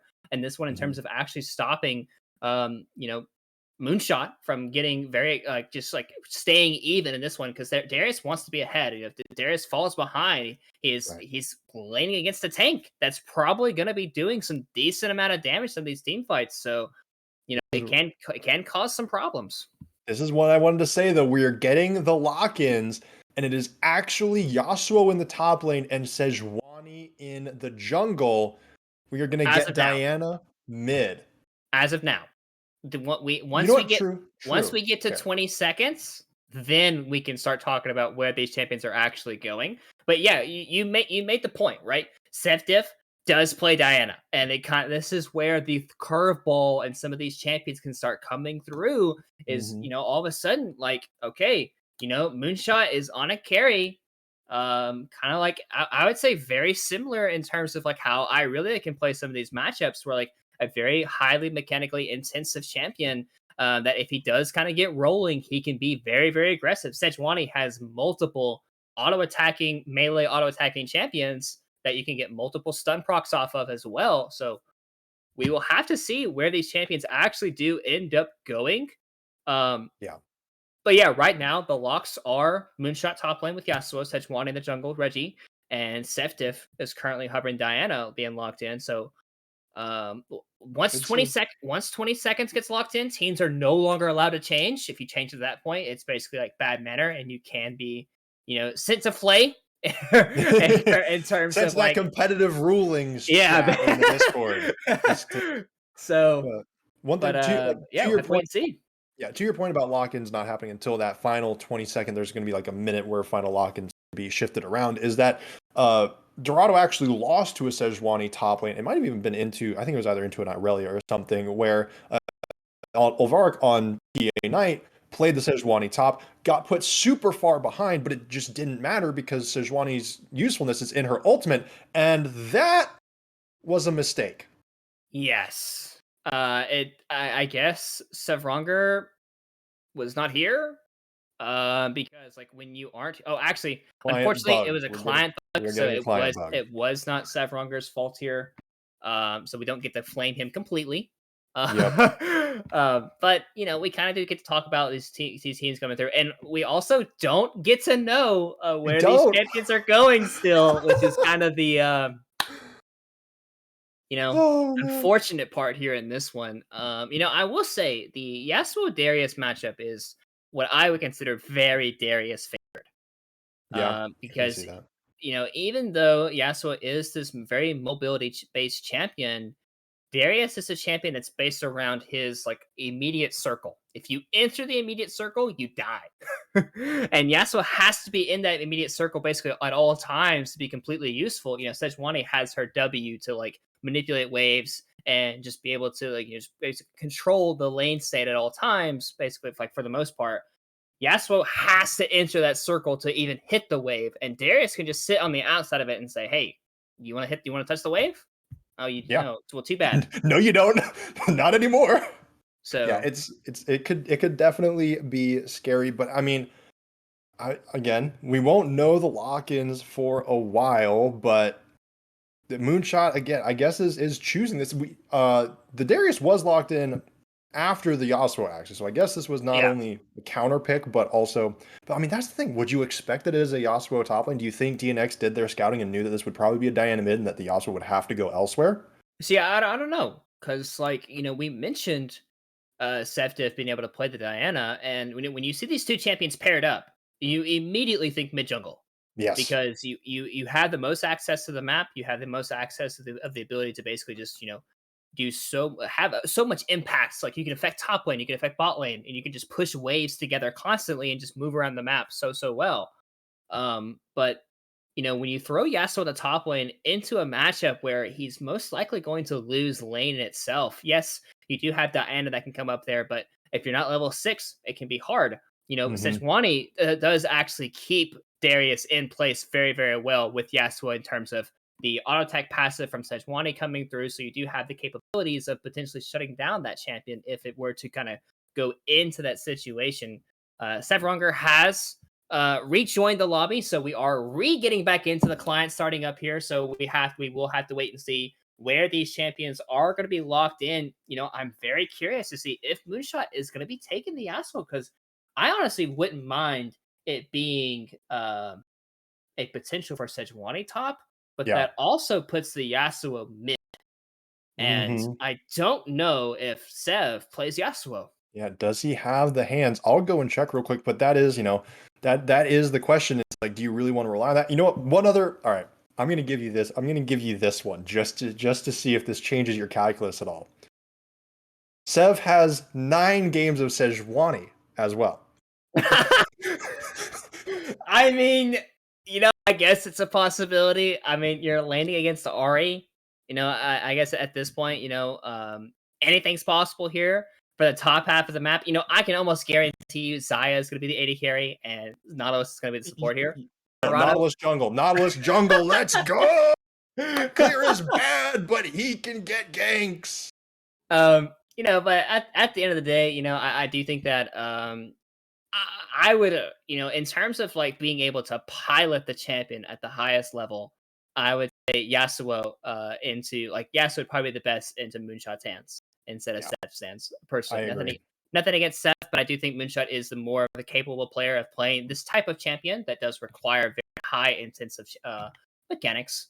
But this initial lane will be rough. If Darius just kind of starts W and just takes Ghost, and he's able to land that W auto attack off that slow, you can potentially just pop Ghost and just run it. Yeah. And Yep. what can he do? He's got one dash in the kit. He can, go for that. And then I guess we're also gonna have to see the flash out of Moonshot. I was trying in my head. Oh, look, I'm huffing the copium today. All right, I'm huffing the copium. I was trying to think of some world in which, this would probably this would probably not be very good, but you put Moonshot on the Yasuo, you put Sev on the Sejuani, and you put Reggie on the Diana, but you swap Sev to top lane and you put Moonshot mid. Anything? I don't think that's what they're going to do, but yeah. No, again, we're huffing the copium, but I think we still have some time until these get locked in. We'll have to see, but I have a feeling that this will be the final lock-in. Yeah, and it does look, obviously 10 seconds is a pretty decent long time, but once we get past the 20-second marker, it does look like Moonshot is going to actually be piloting the Yasuo into this Darius, as we have now officially creased past the 20-second marker here. This Poppy will be a very interesting champion kind of coming through, because yes, you do stop a lot of the initial dashes that Sejuani and Diana have. Pretty similar, I would say, to kind of like what the Tark main goal was of that composition. You want to stop the initial engage, and then your team is able just to pile on so much extra damage afterwards that there's not really much the enemy team's composition can kind of do about it. But as Poppy, you can't stop Glacial Prism. You can't stop Nautilus's Death Charge coming through with Yasuo on top of that. And if your Yasuo's ahead, your Ezreal or your Ari can basically just get one tap even through your W. So we'll have to wait and see how these compositions end up being played out. And my eyes are immediately going straight to the top lane in this one. Oh yeah. I mean, we got two very safe bot laners, and we have two very explosive top laners, as has been the case for both of these teams throughout Wednesday CCS. We will be into game number 2 in just a couple of minutes. Let's see if we can take this one home. Everybody panic! Hold on! I'm about to say something really cool. 3, 41, 9, and lift off! No one dies screaming without me. I feel like I forgot to shoot something. You're starting to bore me. She's such a loser, always ready to cry. Ah, come on. What's the worst that could happen?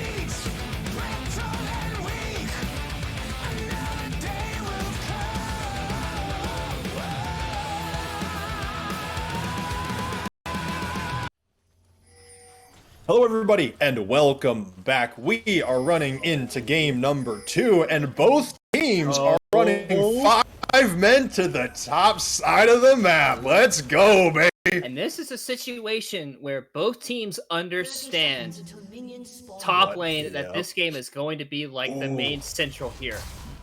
So far, it looks like a bit of a preparation was probably done in a sense that it's kind of the path that they wanted to take, but so far, not a lot of information has been gained. Shady Gecko. And they did. I think they. I think DNX did actually spot Dorado coming down into the river here, but Dorado, they're the ones that get vision on that side of the map, and DNX, they don't actually get anything for it. They have to recall. We all move back, and it looks like Shady Gecko pops over to the sweeper as the teams head out back onto the rift. Yeah, and not only that, but the ward barely got placed to see the base come through. One of the members, I don't quite remember which member it was, but they saw the base come through of Dorado there, so they know that some attempt was made at top half of the map. But so far, like, there's potential for some crazy stuff to happen there. Unfortunately, nothing quite happened here at the level 1 stage, but you know, like I said, immediately both junglers are pathing towards the top lane. They know that this top lane is going to be extremely volatile in this one. Oh yeah, I'm interested to see if we're going to see full clears or if we're going to try to see a race to that top side of the map. We'll have to see. Sejuani's going for blue into Gromp. Poppy, red, Raptors, and continuing to clear. Panzora and Moonshot, they are scrapping it out. Panzora looks ready to take this one down, but we see an engage from Savronger getting the root onto Mori. Zernian trying to get some trading through, but overall it's going to be a race to level 2 down to the bottom side of the map. Yeah, and you know, we see the little bit of advantage of Panzora actually opting in the queue. I was a little surprised he ended up going for that one. But so far, you know, everyone's just kind of chilling. Luchai's actually level 2. That's a huge hook, and the Ignite gets Savronger first blood onto Mori, even committed the flash. Yeah, and also a heal from Xerny in there too. I don't know if it was a little late or if just the Ignite was already proctored from Savronger, but you know, we already see Shady Gecko's already making his way up here in the top half of the map, but the wave is pushing too. Moonshot here, there's actually no real reason for him to step up, but he flashes. He gets apprehended, he dashes, flashes, he's getting under his turret, and he survives. Pops the Poppy passive. Reggie is up here as well, but top jungle duo, they are lower on HP. Oh, actually, look at Sav. Savronger has actually made the way up here too. Yeah, he has they're up here. There is no ward in this bottom side brush. Panzora is in the middle of the wave, but Moonshot can get forward. He can push forward. He's low HP. He goes airborne. Panzora, he's gonna fall. Moonshot with the kill. 2 early KOs for the side of Dorado. Oh man, Savronger already making such a huge impact on this one, on the Nautilus, picking up the 2v2 kill in bot lane, and he realizes there's no reason for him to be on the bot half of the map because the wave is pushing to his AD carry, and he's looking to make a play in the mid lane here as well. Shady Gecko knows that something's gonna happen. He gets the hook flash, but hold on, Shady Gecko gets the charge, tries to peel for his mid laner, but Sev gets a kill as well. Kills all over the map. Reggie and Savronger, the 2-man gank squad, aren't here to mess around. And that's just the power of the early game Nautilus and Sejuani. You know, Sejuani has her E passive that any melee auto attack coming through stacks that up even faster for her, and Reggie is just sprinting to these lanes already. He is indeed. Now, despite the kill, Moonshot is still down a level. He has not been able to farm as much as he would like, though he did get the kill. He's going to be able to pick up some CS here, but Panzora, despite the kill, remaining about even on the CS department. Yeah, actually, you know, Moonshot is, you know, playing this lane out, I would say, pretty well in this top half of the map. You know, he's able to just kind of farm from distance a little bit with his Q, respecting that early Darius damage. And, you know, this game 2 is looking a lot different here for Dorado in this one. Sav has actually been very active on the map as we are seeing this trading pattern here that's going to happen in this matchup. You know, Darius has a 1-2-3 combo that Yasuo just cannot answer up here in this top half. But with that early kill already achieved, it's going to kind of slow down the pace that Panzora is able to play at up here in this top lane. And you know, this wave has basically been pushing constantly into Moonshot here, which is what you really like to see if you are the Yasuo in this position. So overall, like Darius just hasn't been able to have the impact that you'd like to see out of him. Yeah, these apprehends do keep coming through for chip damage on the Moonshot, but he is sustaining perfectly fine here. And oh, Shady Gecko, they want to jump onto Sev. Sev does have the flash, managed to get out of the steadfast presence, does have to commit the flash, but comes out alive. Yeah, and it was a nice attempt. You know, you get the flash off of Sev. You know, Sev wasn't in a great position there. He didn't want to get charmed up. He didn't necessarily probably know if the kill threat was going to be able to come through onto him.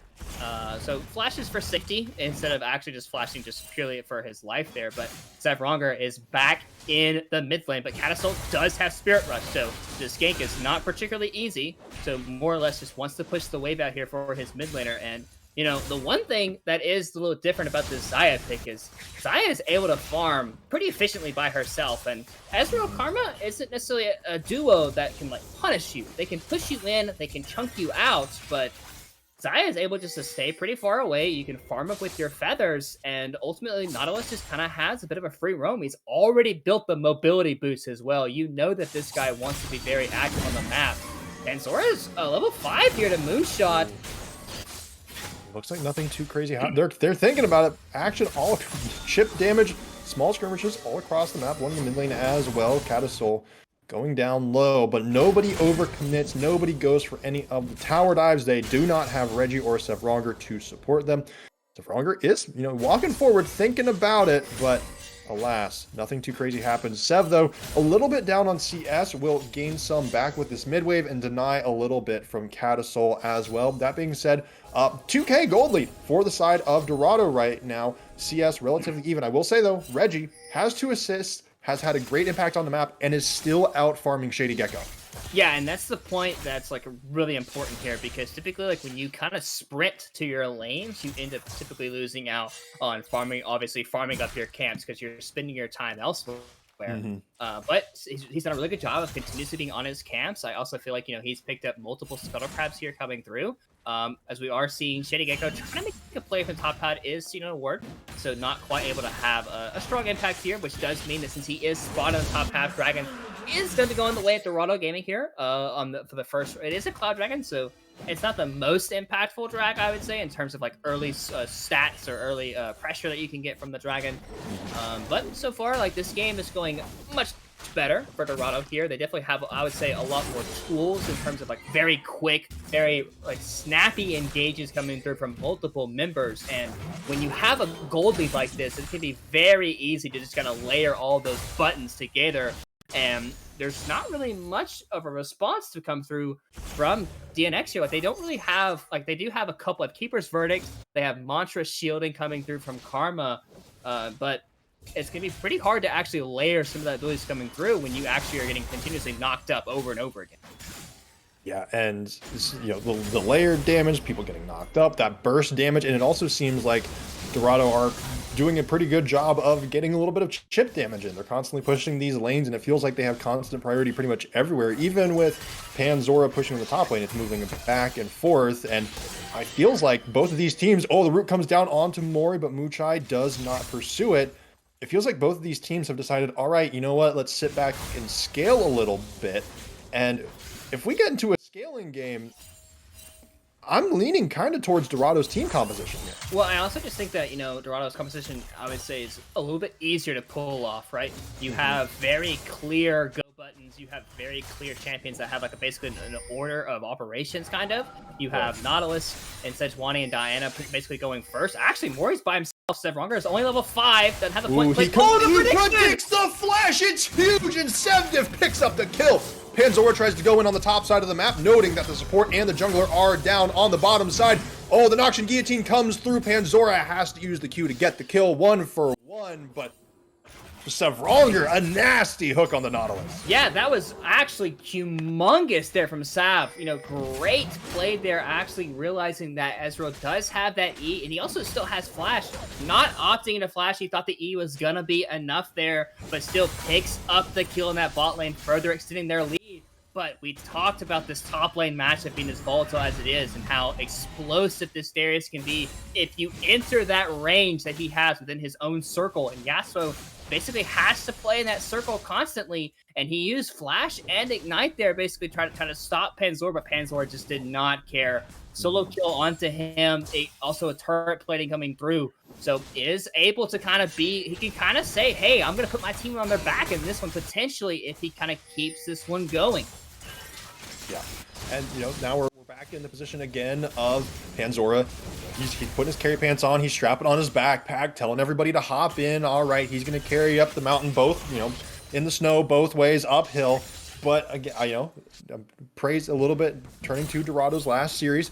Even if Moonshot falls behind on the top side of the map, the rest of the map, if they perform well, they showed they were still able to carry. And Sevronga and Reggie, they are now here. This jungle support duo is absolutely nasty. The last breath comes through. Panzora's trying to get a kill, trying to get a trade, but it doesn't happen. Sev commits the flash. Shady Gecko trying to go through, commits the Keeper's verdict. There goes the Moonfall. Sev is still alive. Turret shots are coming through. Catastol, this is a lot of damage, just barely manages to get out of there. Yeah, but look at Reggie though. Reggie has the trap around Catastol. That's flash. Flashes in, he dives forward. This is a 3v1. The stun comes through. Reggie's solo. Shady Gecko picks up the kill. I don't think Reggie was expecting all of them there still.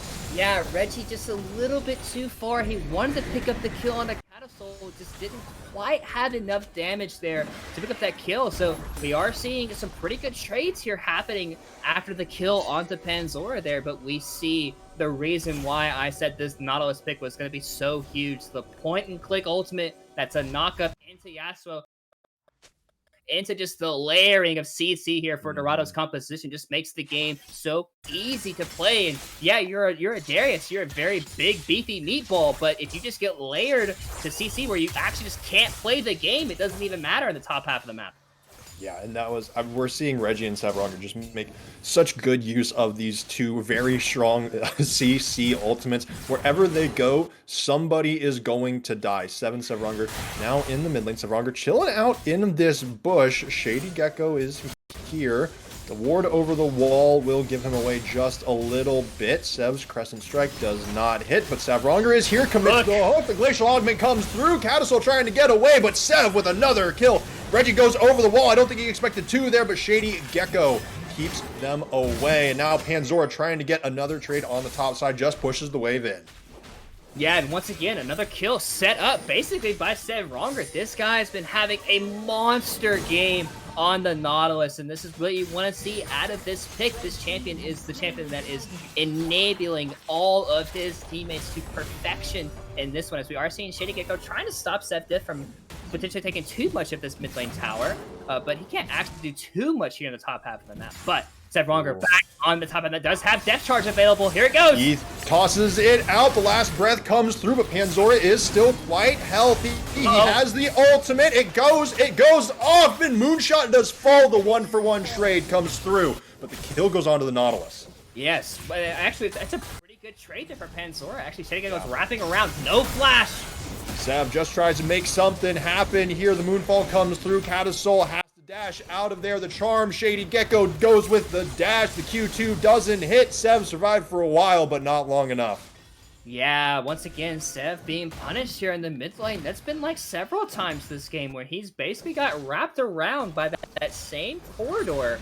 So you would think at some point you would have to like maybe make some form of adaptation here in the mid lane, saying, hey, this is the only way I've been getting ganked this entire game. I have to be able to play around it. But so far, hasn't made that adjustment here in this one. And, while DNX has been like, slowly losing this game a little bit, they're not stopping on their retroactive plays. They're still being proactive. They still want to be the ones to make sure that they're trying to keep themselves in this game, because they realize that the composition of Dorado definitely is a little bit more simpler to play in a lot of these team fights, especially when you start grouping around these objectives. Yeah, and speaking of objectives, they had great objective control last time. DNX, they do lose to dragons, but they are only down now 1,000 gold. The gold lead had ballooned beyond that earlier in the game, and now we are getting a little bit of an engage. Shady Gecko goes in on Reggie. Sevronga gets the passive hook down. They go on to Panzora. They try to turn. Can they turn fast enough, though, is the question. Panzora doesn't have the ultimate. The Nautilus ultimate is committed. It knocks up Cadisel for just long enough. Moonshot with the double kill, the last breath, spelling the doom of this fight over the Rift. Herald Pit, and meanwhile, the bottom laners are farming. Yeah, and there we see, once again, the easy composition here. Multiple layerings of CC. That fight looked very grim when you looked at it in a vacuum, but all of a sudden, 3 members go immediately onto Panzora, chunking him out as soon as the fight was starting. And Panzora didn't do anything in that fight because he got layered by the depth charge, the initial Yasuo knockup into ultimate, and I think even Diana's Moonfall ultimate, I'm pretty sure it hit no one. Yeah. So it basically had 0 effect, and they still won the fight just because of how the CC layering comes down to Panzora, and they were able just to chase the rest of the members down there, as Mushai is actually winning out on this 1v1 here against Mori. Yeah, quite well, quite well. And we're actually saying, you know, Panzora didn't have the Noxian Guillotine that time. There were several low members of Dorado Gaming during that fight, but Panzora's ultimate cooldown was just a little bit too long. And if he gets 1 kill there, he just goes to Reset City and kills everybody. But he, you know, they turned on him. He got like 2 auto attacks off. He couldn't charge up any of his abilities, and then he was just dead. Now, let's check in on the items very briefly because we do have some important spikes. Dorado, 4 members with mythic items. Darius just now picked up the Trinity Force. Poppy still only has the Bombies. We see that the Essence Reaver is on the Ezreal and the Everfrost is on the Ahri. So the first item spikes are coming through for pretty much everybody across the board. But Sevronger, with those 2 kills and 7 assists, has a very fast Locket of the Iron Solar.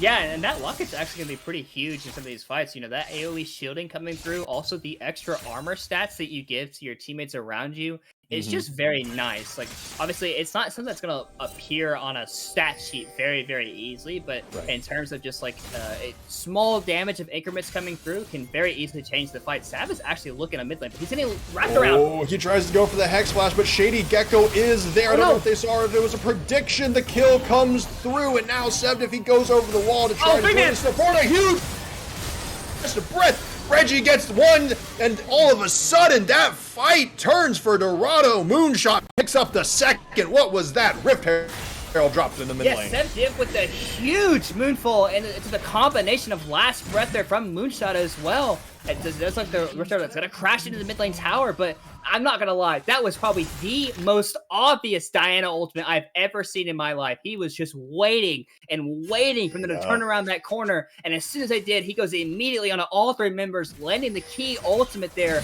But I got to say, DNX has to be able to see that and know that that was coming. That was the most obvious Diana ulti I've seen in my life. But it came through, and I mean the cooldowns are already resetting. Last breath from Moonshots coming through. His ultimate's coming through quickly. Panzora, he face checks the bush, and he gets punished for it. Sev with the kill. Dorado, they are trying to steamroll this game. They're trying to get to this. Will be soul point already at 18 minutes. DNX, they throw as much over the wall as they can, but they hit nobody. They're gonna maybe try to steal this dragon, maybe try to jump over the wall. There's 3 members here. They try to burst it down, but it doesn't matter. Shady Gecko commits as far as he can. They are still fighting with the wall. Stronger is here. Diana goes. The Moonfall comes through. Moonshot with the last breath. That is 3 kills and 2 members on almost no HP for DNX. Dorado, they are rolling the 2nd game. Oh, DNX is falling apart in this one. Just multiple, I would say just really rough decisions here. There's no real reason to contest that dragon. You already lost multiple members. You lost Panzora, and all of a sudden they flash for it, and they still try to stay near the area. Now, if you want to send your jungler over the wall, that's fine. But you don't, not everyone else does not have to die for it. You're just putting yourself further and further behind a composition that wants to really steamroll these fights. You know, I gotta give it to Sev Diff in this one and Sevronger. These guys are landing huge ultimates on the backline, and Moonshot is just doing the rest. Yeah, massive props to these 2 solo lane players. They're doing so well. We'll get these replays at some point. Don't worry about it. But one thing I want to know, Moonshot has already, I respect the heck out of Moonshot for doing this. skips going straight to the second item to go for the Mortal Reminder. Commits to the heal cut early against the Darius, against the Ari, against the Karma. I love seeing this out of the top lane.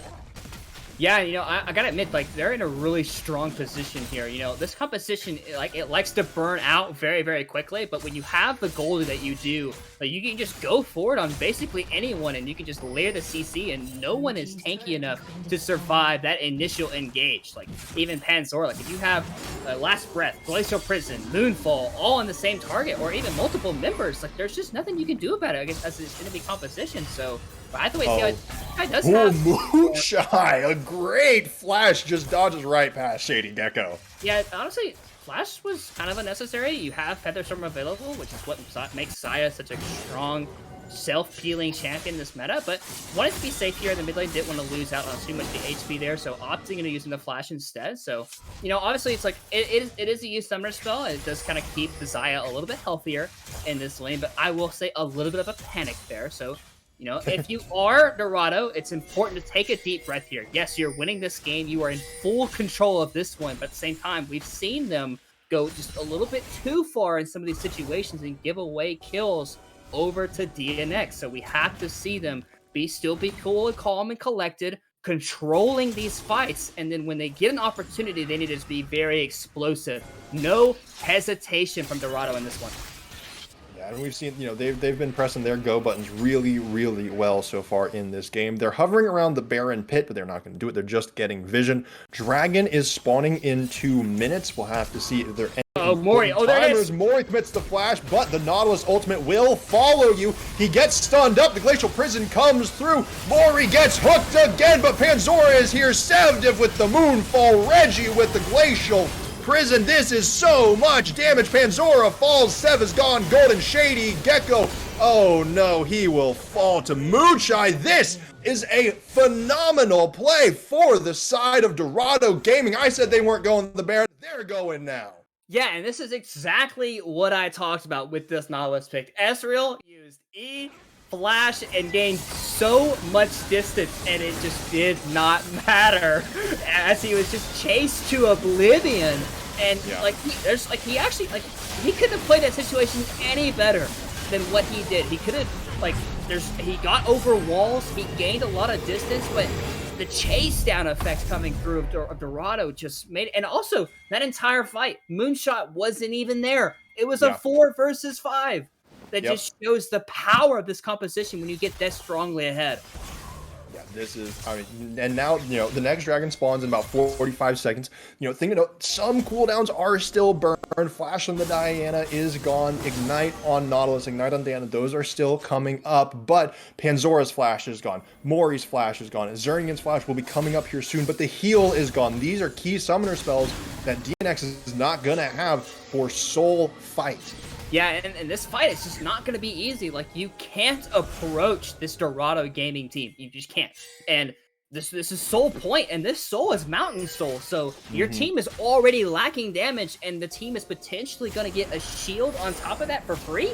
How do you expect to kill any of these members on Dorado if they get this Mountain Soul? So you have to play for this dragon, but you put yourself so far behind before it. Here goes Shady. Shady Gecko, he goes in with the flash. He tries to get the heroic charge down, but there's the Keeper's Verdict. That sends Nautilus flying, or actually it sends Moonshot flying. My bad, they're trying to go in, but he's already back. Sev Ronger goes in with the hook. Reg gets a lot of damage. Sevdiv is on a rampage. That's 3 kills. Xernian and Panzora can do nothing.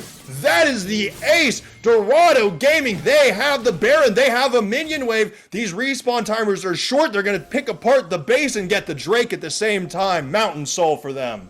Yeah, 20-second death timers is going to result in an inhib at the bare minimum here for Dorado Gaming, and a 12k gold lead on top of that with a Mountain Soul. Dorado is in complete control of this one, and like I mentioned earlier, like, all these fights that DNX have been opting into taking has just been making their game so much harder. Yes, that 3rd dragon, you were down 4k gold. 4th dragon, you're down 12k gold. This gold lead is insurmountable. insurmountable at this point in the game, just due to the fact that you don't really have the best of scaling. Your comp is already lacking damage, and Dorado's comp is just so easy to play. Like, we've seen it time and time again. Seb is just waiting and waiting to clump together, and the second you do, he is E'ing and he's ulting, and it's the only thing he's done this entire game, and he's doing it to perfection. Yeah, it's been so phenomenal. He now has the 3 items. Moonshot just bought. He did not have very many items in his kit. He just bought pretty much a full Death's Dance. We have 2 items on Reggie in the jungle. We have the 2 items on Moochai as well, building towards what I believe will be that Lord Dominic's regard. Power spikes are coming through for the side of Dorado. And I mean, if you watched last game and then watched this game with the nameplates off, you would not think that Dorado were the ones in the lead. You would think that it is just, oh, DNX was just on red side again, because this is almost an exact mirror of the last game. Yeah, you're exactly right, and you know, it's definitely what you want to see out of a best of 5, right? Like, obviously, like, one game does not decide your series. Moonshot is actually face taking Panzora. I think Panzora still wins this. And Shady Gecko is on the way, as is Xernian. I mean, Moonshot trying to get the last breath through. Maybe if it's 1v1, but it doesn't matter. I mean, hey, you know what? At least get the bottom lane turret. Yeah, you know, obviously a nice little pickup there for, you know, that top 5 kill. Kind of like pretty similar to last game. It's going to stop the momentum here for Dorado of actually making any further plays happening here. So, really nice pickup there. And also, Moonshot is a lot of your consistent damage. So, if they were to look for a fight, it would be pretty hard to actually play this game out. So, they're playing it safe. They don't want to make any more mistakes. They want to make sure that this game is secured and in the bag. That way, they're able to tie up the series, which they should be looking to do here. Obviously, Baron is not up for another 2 minutes, so they're probably just going to play more for the side lanes. They have mid lane automatically pushing with that inhib being down already, so it's mostly up to these members on the side lanes to not get caught out in these sides, because once that one member goes down, your momentum is just completely gone, and the rest of your team just has to back off because of your mistake. Yeah, and, you know, Moonshot also did get over a shutdown. I'm not exactly certain how big it was, but that did go over.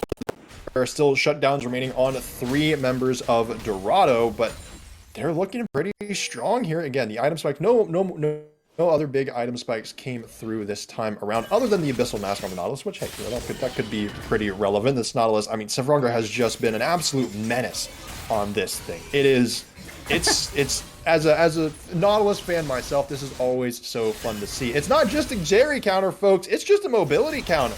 Yeah, for sure. And, you know, like I said, I love this pick on R4. It just made so much sense, and I'm really surprised DNX did not end up banning this one out. This champion has been having such a strong impact, as well as the Diana. Just, you know, it looks like Dorado has had actually some really solid plans going into both Game 1 and Game 2. DNX Game 1 did a really good job countering that one out, mostly just through Panzora dominating the 1v1. But so far, like, this game has just been complete domination from both Savronger and Sevdiff, really. Also, Reggie had a really strong early impact in this one. And it's basically just up to everyone else just kind of setting up Moonshot to kind of take over a lot of these fights. And, you know, there's not really much they can do to stop this push. Like, if you're not going to fight for the tower, you're certainly not going to fight for the inhibitor. That's going to be, because it's just dead. It's basically just dead up. I mean, Hook does miss there. Kind of so actually playing fairly aggressive. A huge chunk from the Crescent Strike there, but Dorado, they want the move towards the Baron. They're going to be clearing out quite a few wards along the way. But, I mean, honestly, I think that's the first hook that Sevronger has missed this entire game. It was just barely out of reach. They have priority over this Baron pit. DNX, they are moving so slow through this jungle. They're waiting for the TP to come through. Baron is almost down. Shady Gecko and Panzora are here. Shady Gecko steals the Baron. He gets the smite steal. It comes through. The Keeper's Verdict sends Sejuani out. The team fight is an absolute mess, but Sev gets one. Reggie gets a second. Panzora, Mori, Castle, they're the only ones still surviving. They have the Baron buff. This might just be enough to save the game, but if they go down, it certainly won't be. Mori has to commit the flash. A heroic play from Shady Gecko, but a lost team fight for DNX. Yeah, but is it gonna matter though? They have super minis in the mid and the bot lane here. They have to clear these ways. That hook lands. Goes through. Last breath. Oh, the Glacial Augment does not quite do it enough. These are buffed up Baron. These are buffed up minions, so they will be a lot harder to kill. It will give DNX just a little bit more time. The inhibitor respawns. They decide to take it down. They just decide they're going to try to eliminate this base as much as they can before they back off. as the respawns come through. Muchai does not get caught out, and it looks like DNX, they don't want to go on the chase just yet. Yeah, but so that Baron steal means that Elder will spawn in this game, and yes, your composition is down 9,000 gold. But if you pick up that Elder Dragon, there is potential to actually just straight up win this game. Elder buff is huge for this composition. Obviously, I don't think they need it on the side. Oh, actually, Charm lands Reggie really low. He might go down here, Catastol. They're gonna commit to it. Oh, Reggie manages to pop. Oh, Reggie. No, the blast plant. Reggie, he has some fancy footwork, but he runs into the rest of the team. DNX, they are starting to pop off. The resets are coming through. That's 2 down. Key members. The Elder is spawning in 5 seconds. Dorado, I think they might have just thrown this away. Not quite, though. We have super minions in the bot lane, so Catastol is actually basing for that. They know that those minions will wreak havoc in their base. So this dragon is going to be a 4 versus 3 fight. Savmonger still does not have Death Charge, but Moonshot has Last Breath. Hook can cause Last Breath to come through, but this is a 4v3. Dorado has to play the fight out very carefully. He was reverted on the way. It's gone. It's out of there, but Ari is here now. This is a full 5 members with a jungler. They are running, but there are super minions in the base. Unfortunately, there are no TPs on the side of Dorado. DNX, from a Baron steal to getting the Elder without a fight, they are right back into this game. And with the power of the Elder, Dorado basically has to concede all push, no matter that you have two inhibitors down and a 6k gold lead. But it was just 12k a minute ago. All of a sudden, DNX is in a position to win this game. This is DNX's time to shine. A lot of standing gold is up and available. All 3 outer towers. Actually, every single tower is up in the game for the taking of DNX. We're going to have to watch and see just how closely this gold lead actually balloons to in terms of like what it was to what it will be when the Elder Dragon does go away. Yeah, the Baron just timed out. DNX, they have gotten their first turret of the game. We will see.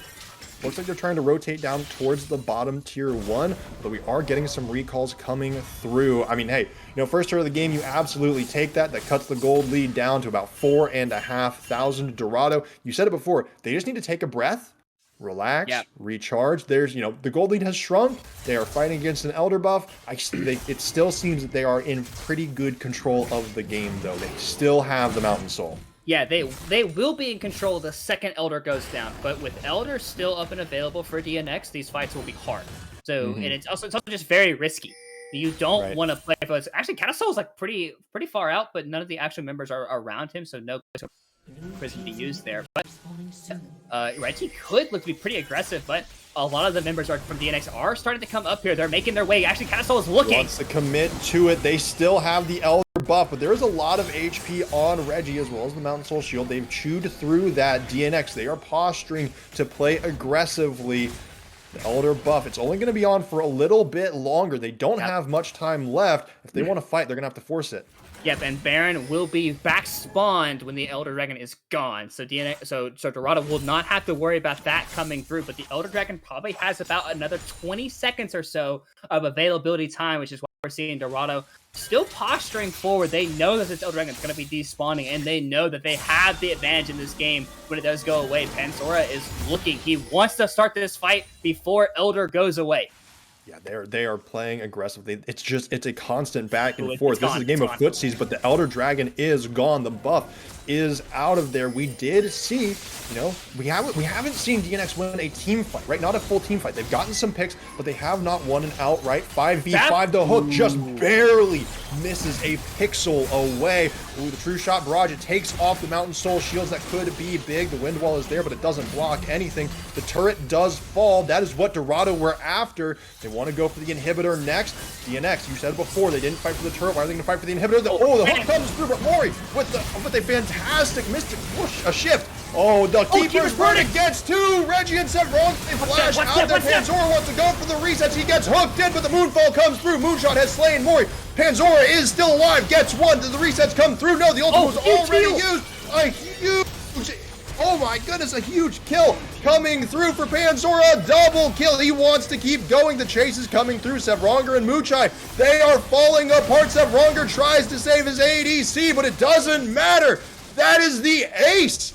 That is 5 kills for DNX. The Baron has spawned. They are going to grab it. And that's going to be the Baron here of DNX as well. Like you said, 2K gold lead is going to be completely erased here by Dorado. And we're seeing a complete throw here from Dorado Gaming. They were up 12K gold around the 24-25 minute marker, and it's been 10 minutes, and that gold lead has completely erased off of Summoner's Rift here, as we are seeing the Baron has now been slain. All 5 members of DNX actually received this Baron, and they want to win this one. They don't want this series to be tied out. We saw that fight, how we talked about order of operations has to happen. Huge ultimates have to come through for Dorado, and it just didn't happen. But also in that fight, huge keepers for Shady Gecko, and just everyone was able to initially kite away from the initial attempts. Like Death Charge was used early, Glacial Prison not quite hitting the mark as well, and Panzora was so beefy in this front line. He actually took up so much damage, and all of a sudden, this is DNX's game, potentially. Yeah, Dorado. Oh, that is a huge triple root. Muchai and Seth in the mid lane. They're trying to run. Muchai goes for the Featherstorm, manages to get out of there. And it looks like DNX, they get control over the Elder Pit. It doesn't spawn for another minute, but I mean, I think you're more than happy to just sit here and wait. Dorado, they have to walk by you in order to get to your base. Sevronger gets charmed. Damage comes through. Teams are posturing for a 5v5 in the river. Panzora with the apprehend, pulls Reggie over the wall, gets a Q off, but he is a little bit isolated. The Keeper's Verdict gets popped as well. Reggie is so low, and Panzora starts to get the resets. The first one comes through. Shady Gecko with a second. Mori with a third, a fourth, a fifth, maybe the resurrection coming through from the GA. Yasuo will fall. Muchai is the only one to escape. 4 more kills to DNX. Yeah, and Elder Dragon spawns in 15 seconds as well. Push is happening here in the mid lane by DNX. This game is completely flip-flopped here. It is like basically the entire momentum of this game has been completely taken out of the hands of Dorado Gaming here in this one, and we're seeing 2 members of DNX go over to the Elder Dragon, and we're seeing just how these fights are developing. They're not able to one-shot any of these members anymore. Death Charge is being used so early by Sevronger, and every single time it's been used, they've just been able to kite it away. They've been able to just say, hey, it doesn't matter. Like, we're just going to walk away. Like, you can't use your last breath on a target that's completely off the screen. Yeah. So, we're going to have to see a lot better execution here from Dorado, and all of a sudden, this is, right like I said a minute ago, this is DNX's game to lose. Yeah, I mean, Dorado, it looked so strong early. It looked so good. Then there were 2 picks that happened that led to, I mean, well, actually, you know what? This is all off the back of Shady Gecko's Baron steal. Shady Gecko gets the Baron steal, and it gets the ball rolling. And what you said about these depth charges from Nautilus, they were doing really, like, Sevronger was getting awesome depth charges in the early, was getting phenomenal engages. But now DNX, they're just balling up. They're getting 4, 5 members together, and they're making sure that even if the depth charge comes through, that Panzora or Shady Gecko or somebody is just in the way to block off that key target so that they can't get immediately burst down. And now this team fight is starting to come together. There is a 3K, almost 4K gold lead for the side of DNX. It doesn't matter too much now that we were approaching like the 70,000 mark, but it is still notable considering that we were at a 12,000 gold deficit. Yeah, and also, like I said earlier, momentum is huge in this game for this one. DNX is still opting to kind of play it slow, even though they have the Elder buff. They know the quick and snappy engage can still happen from Dorado, even though they have the Elder buff up and available. But so far, it looks like they're just trying to play for more gold. And pulls Reggie over the wall, gets a Q off, but he is a little bit isolated. The Keeper's Verdict gets popped as well. Reggie is so low, and Panzora starts to get the resets. The first one comes through. Shady Gecko with a second, Mori with a third, a fourth, a fifth, maybe the resurrection coming through from the GA. Yasuo and pulls Reggie in the game, and how can we do that again? Like, that's all you need to be talking about here if you're Dorado. You have to figure out a way to basically snap out of the recent struggles you've been having in this fight and turn around. And if you're DNX, you have to say, okay, what have we been doing that's right? We have to keep doing these things. We have to keep having Panzora and Shinigago in the front, soaking up so much damage coming through and making sure our initial carries don't just get initially engaged upon here, as we are seeing Inhibitor going the way of DNX here. The push is continuing to happen, and they still have Elder for about another... let's see. How long do they have this for? They have the Elder for... Actually, it looks like it's going to expire any second now. So they no longer have the Elder buff coming through. So most likely going to be a reset here for DNX. There's nothing really to take up here for the rest of the map. Baron does not spawn for another minute. So, yes, Dorado, you're still in this one. But you have to find a way to get those... Reggie over the wall, gets a Q. I mean, this game has been absolute whiplash.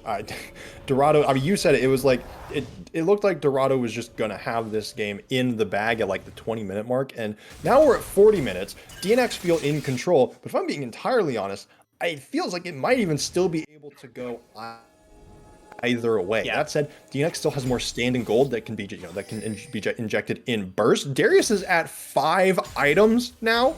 Poppy is at 4, has bought an elixir as well. Ari is at 4 along with boots, along with a 10-stack dark seal. Ezreal is at 5 items. Karma is at Karma's at 3.5 items, but it's a support. And on the other side, Moonshot is at 3.5, has a stopwatch. Reggie at 3. Sevdiff at, well, has 4 plus boots, pretty good. Muchai at 4 items, broken stopwatch. I mean, the item differential, Darius with 5 items is just terrifying. Yeah, and it's what happens when you are able to pick up a lot of this gold from like just winning straight up fights. You know, it's very, very beneficial because earlier in the game, Panzora just wasn't tanky enough to absorb like the initial the layering of CC. He has 4k HP now. Like, you can't just drain through him like you were the rest of the game. And DNX is wanting to start this fight off. They want to start this Baron. They want to try to get in the thick of things. So far, Soul is trying to wrap around Savage way forward. Forcing Dorado to enter. Sevronger tries to be the one. Keeper's verdict. These ultimates out of the Poppy have been huge. Sevronger tries to go in, but Panzora goes godlike. There comes the Noxian guillotine. Chop. Reggie will fall on the back. The Darius just keeps chugging. Triple kill. A quadra kill. Sev is on the run. Kata just misses the charm. DNX, they get 4. They're going for the base. Yeah, and that's gonna be the game here for DNX. It's gonna be a 2-0 series lead, and if you're Dorado Gaming, you have to be kicking yourself for this one. You had a 12,000 gold lead at the 25-minute marker, and you end up dropping the game.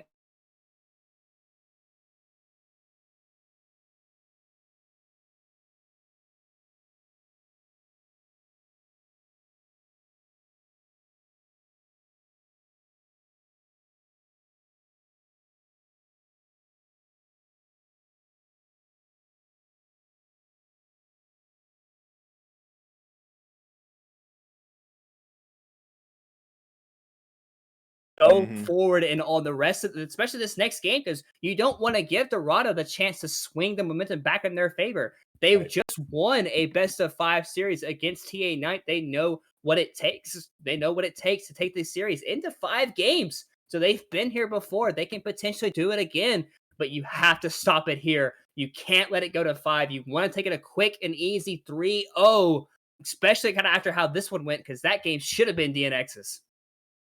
Should have been Dorado's. Sorry, yeah, but no, I know what you're saying, because I mean, it's completely fair, because it was so far in favor of Dorado, and then so far in favor of DNX. If like for either one of these teams, if you just like split the game in half, if you're Dorado, you're like, okay, and you were saying this exactly. Whatever we were doing the first half, let's remember that and just do that for the rest of the series. And if you're DNX, you're like, okay, let's forget that first half happened. Just blank it from our minds until we go to VOD review. We can talk about it then. It didn't happen. The second half, now that was some spice. That was some pretty good stuff. Great macro play, all of that. And so, I mean, now if you're Dorado, you weren't in this position last week. Last week it was back and forth games. Now you have to pull off the reverse sweep. Yeah, and like I said, like they've been here before. They've done it. They've won a 5 game series, and unfortunately, this one is looking a little bit rougher. Like you said, they have to win 3 straight games, and especially when you just played a game that probably mentally in your head you're like, okay, like we should have won that game. Like that game was Hmm. ours. We lost the Baron on a flip because it got down to like for some reason it got down to 20 HP, I think. Yeah. And overall, like it just wasn't like Shady Gecko was able to get into that Baron pit and somehow take it away from them when he probably should never been allowed to get in that pit in general. Hmm. So a couple of different decisions happened in that game, and all of a sudden you're you probably win that game if that Baron goes over to Dorado there. Unfortunately, they ended up taking the Baron. They ended up also losing Elder, and the game is just so hard to play when the enemy team has Baron and Elder in their back pocket, even though they're down like 9,000 gold. Hmm. Those buffs provide a plenty of stats on their own. If you are Dorado, you go back to your coach, you go back, you reset, and you say, all right, Yeah. try this again. Let's do a new one. The draft was good. The gameplay was good until one moment. And one moment is all it takes. We will be back in just a moment to see if Dorado can complete the reverse sweep with a message from our sponsor. Everybody panic! Hold on! About to say something really cool. 3, 41, 9, and lift off! No one dies screaming without me. I feel like I forgot to shoot something. You're starting to bore me. She's such a loser, always ready to cry. Ah, come on. What's the worst that could happen?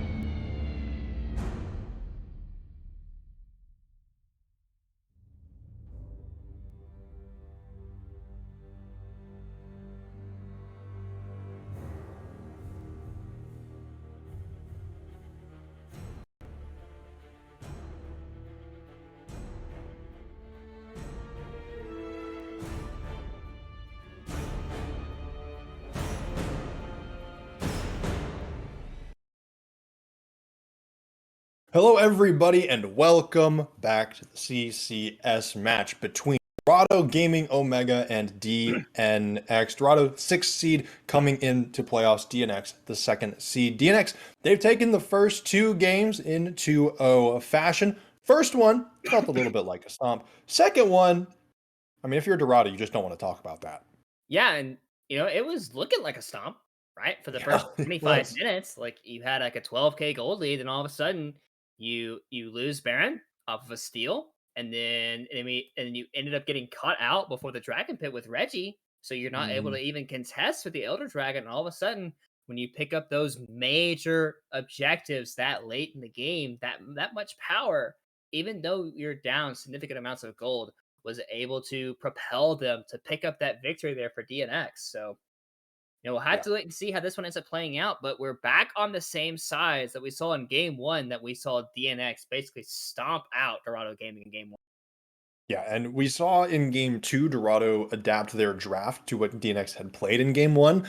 I'm very interested to see how Dorado is going to approach this draft in their previous matchups. They've definitely looked to try to adapt over the course of their 5-game series to try to make a good or come up with new ideas to combat whatever DNX or whatever their opponent is running. In this case, it is DNX. But I mean, honestly, if I'm Dorado, I'm thinking in my head like, okay, literally the way we win that, just don't let Shady Gecko in to make the hero play, and then we win the game. And so if you're DNX, I think at the same time you're probably thinking, if Shady Gecko doesn't make the hero play there, we're in a little bit of a pickle. So I'm interested if DNX are going to ban out some of the champions that Dorado picked out, or if they're going to stick to banning the Vel'Koz and banning the Wukong and the like. They were not a glass because they're first 3, just to keep some type of control. But we are into the draft, and it looks like Dorado, they start with the ban on the Vex. DNX, they're going through their ban hovers, and they start with the Vel'Koz again.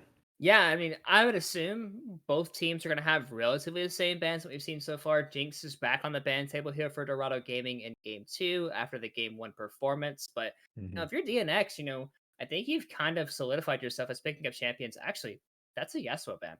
That is a Very, Yasuo ban. very surprising, I would say.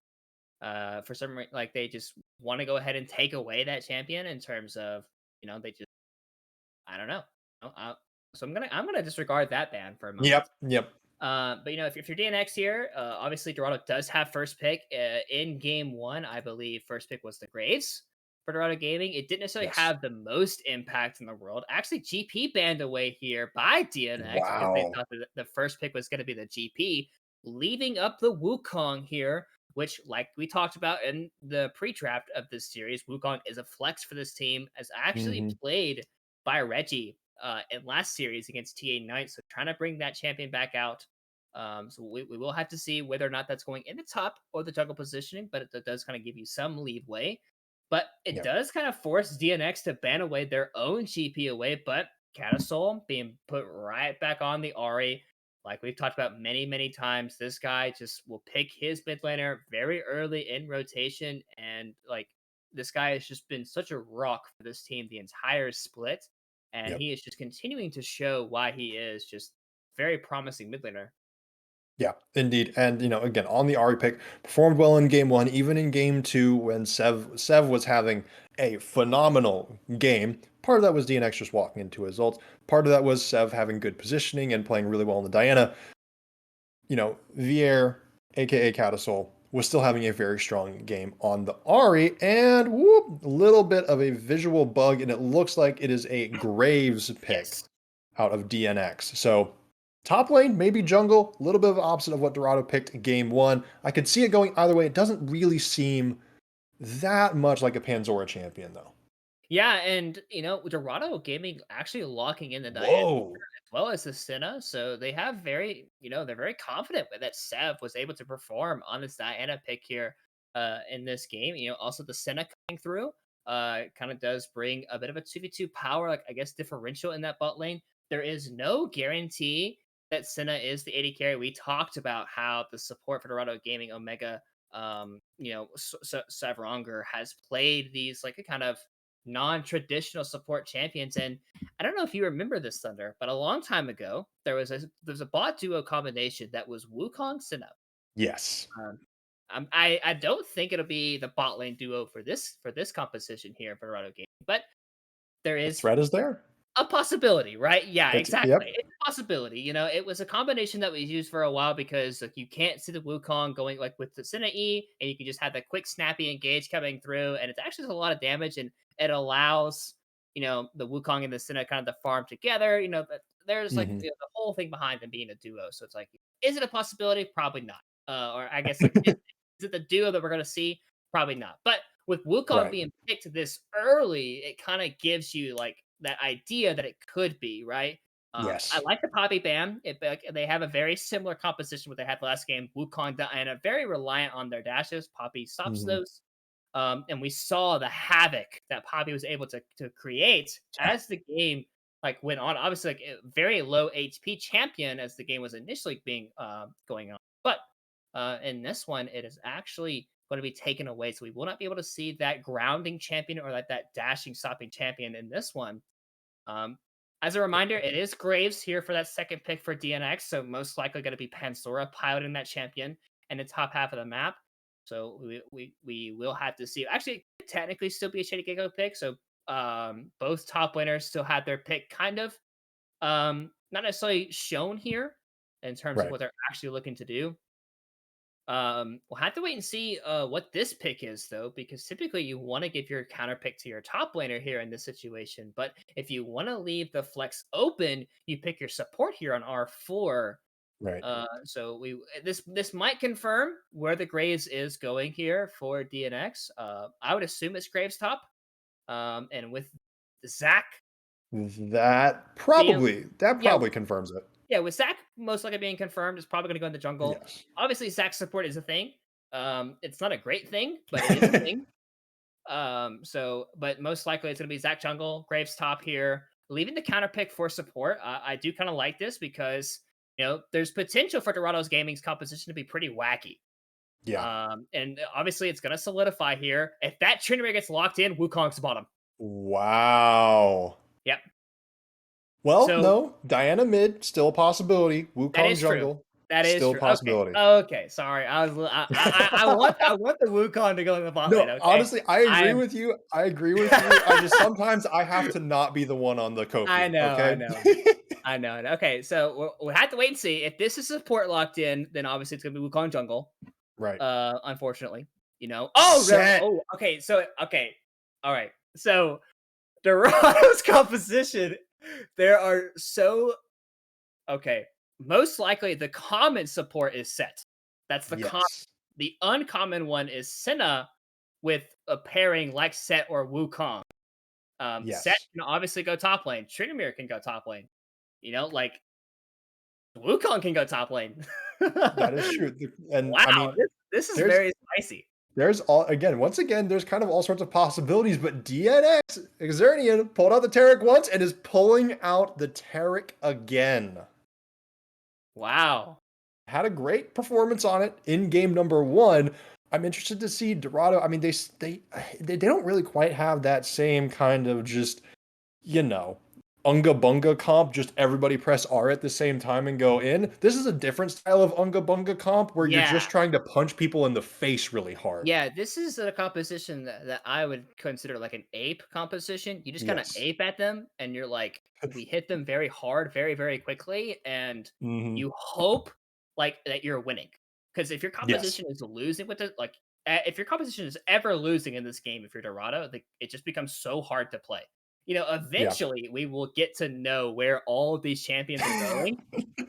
We have Tryndamere Flex, Wukong Flex, Set Flex. Diana Flex. Diana is probably the only champion going mid lane, I would say. Yeah. And the Yeah. 4 other champions for Dorado, like Senna will be in the bot lane, obviously. We don't know if Right. that's the AD carry or support position because we talked about Sev Ronger playing that type of style before this ever started. So we kind of started that initial plot line here. And I honestly, just for my sake, I hope I spoke existence into the Wukong in the bot lane. I mean, okay, because the thing is, if you speak Wukong into the bot lane, who's the jungler? I mean, it's Diana, but is it set mid then? I'm gonna be honest. I don't think I would like Sev on a set mid. Maybe I the know. Tryndamere? I know. See, that's the thing, right? Like you have multiple options coming through, and if I'm Dorado, Okay. I wouldn't necessarily lock my champions in super Right. early. Like I would want to move them around, just cause havoc before the Okay. 20 seconds. Yeah, why not? Like because like you have that liberty, right? I mean, obviously, like the champions you're moving around are all AD base champions, so it's not actually going to matter with the runes because usually like Right. you typically want to move stuff around because like if you're moving around an AP and AD champion, obviously like, you had to have that interaction. You're kind of stopping that. Yeah. So far, Tryndamere is locked in for top lane. Wukong is locked in for the jungler here. Seth Diff is actually hovering the sets. They have That to be is the listening. one that is most likely not going to happen. They had to be Um, listening. Honestly, I wouldn't be surprised. Seth Diff is locked in to Diana in the mid lane here. So kind of, I would say the expected route, if we were kind of disregarding any craziness happening, would be the current like locked in champion so far here in this top lane. Mhm. And we saw this exact top lane matchup happen in game one. It was Tryndamere versus Graves. Tryndamere got pushed up. Stomp. Wait, Catasol? Okay. That guy waited the last possible second to lock in his champion. Oh my gosh. Okay. Oh But yeah, man. so game one, it was actually Panzora that was on the Tryndamere, and he was just running down Moonshot on the Graves and just Yeah. basically killing him on repeat the second he hit level 6. Like it was literally like he hit level 6, he popped Ghost, and like it was going super, super aggressive. He didn't kill him the first time, but the second and the third and the fourth and the fifth time, he ended up killing him every Yeah. single time. It So wasn't really close. yeah, so we'll have to wait and see if Panzora knows this matchup a little bit better than Moonshot did in game one, or since he played game one, the opposite side, he's going to say, okay, I know how to not basically die on repeat, and we're Yeah. going to do a little bit better in this one. Yeah. So we will have to see, if this one does end up getting, how this one ends up going. I guess there is still slight potential for things to move around. Right. I think with Set being locked in as the support here, though, it is most likely going to end up being this Senna Set lane. And, Senna Set is a lane that actually does have some decent kill pressure, especially into a champion like Tarek, who, yes, he does have his healing, he does have his stun coming through, but he isn't a champion that's going to be the most, aggressive. And Set Yeah. can just kind of walk at you, stun you into Senna roots, and that additional layering of damage can really come through and actually have a lot of kill threat if they're not careful in that bot side. Yeah. 20 seconds here until things actually lock in, but it looks like this is going to be the 5 locked in champions. I believe so. And one thing to note for set support, one of set's strongest time period is like the first 5 levels. Once you hit level 6, you have the showstopper and you get good kill pressure there. But like the first 5 levels is really where set can shine, and you don't really need any farm for that. And so once you get the E, once you get the Q, then you can just go in and you can win a 2v1 no problem. And so I'm very interested to see, is this going to be support set or is this going to be fasting Senna, farming set? Because that could be a difference, and it's locked in. This is the draft. And speaking of the bot, we have the bot lane, but for that top lane with Reggie on the Wukong, it's actually, I like this a lot because DNX, the wall to get over, that Wukong has to get over to gank top lane, is actually one that his W can go through to get a lot easier of a pathing to take out, potentially get ganks on Panzora. So I'm very interested to see if Reggie's going to try to make those ganks happen. Yeah, and I would be very interested to see just exactly what Pro Comps actually thinks about this draft. What do you think, Thunder? Hey, you know what? I would love to see it as well. Let's toss it over to them before we get into this game number 3 to see if Dorado can stay alive. Everybody panic. Hold on.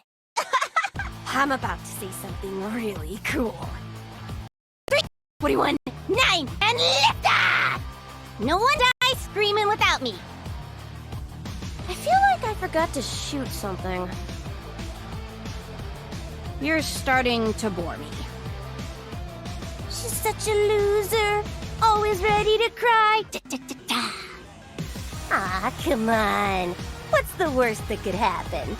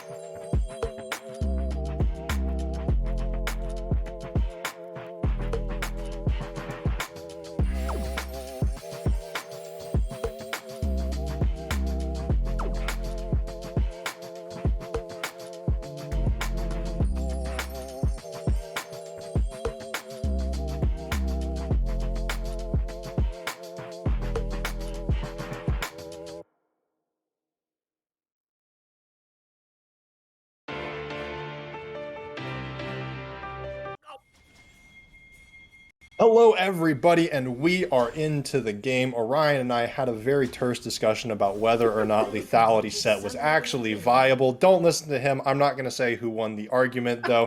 But Savronger, it does appear, will be playing the farming set with Muchai on the supportive Senna.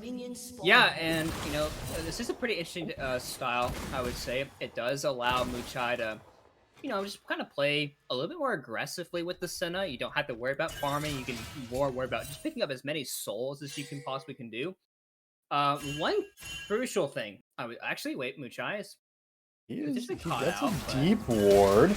Mori is here. Zernian is on the way as well. But Muchai is just walking out. Savronger joining up with their support, and it was just a trade of some damage. Yeah, Senna I think got her support stack as well, so it's obviously a good trade for her in that lane. Also, what I was going to mention real quick was in game one we saw Panzora have the Ghost in the Tryndamere, and Moonshot had the either teleport or ignite. I think it was teleport. This game, Panzora has Ghost on the Graves, so Tryndamere will have a little bit of a harder time of just running down the Graves and the Silent when they both have Ghosts. They will both basically be the same movement speed when they press that button. Yeah. So we'll have to wait and see if that does alter the matchup at all.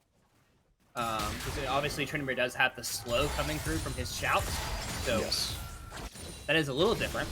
But still, I do like the adaptation of Ghost though. Yeah, and I think it shows Panzora does know this matchup maybe a little bit better than Moonshot. I mean, we'll have to see how it pans out, but it does give me that impression that Panzora is well aware. I mean, mainly that he's not running the Ignite Graves. He's not going to be the one that's trying to super smash this top lane. As long as he doesn't get too far behind, I think he's relying probably on the rest of his team to really try to make sure he gets cleaned up, and he'll just come in, maybe build lethality Graves, and just blow up the Senna. Yeah, and both junglers are doing a pretty. Actually, no, Wukong has already done a 3-camp clear, I believe, into a potential mid or a top gank here at least, or maybe in a potential invade onto Shady Gecko. But Shady Gecko has already done a complete topside full clear here, so won't be doing an engage. But there's pings already coming out that he wants to wrap around onto this Graves. Yep, and he is dodging the ward set in that bush. The Graves is pushed very, very far in. Moonshot is still under turret.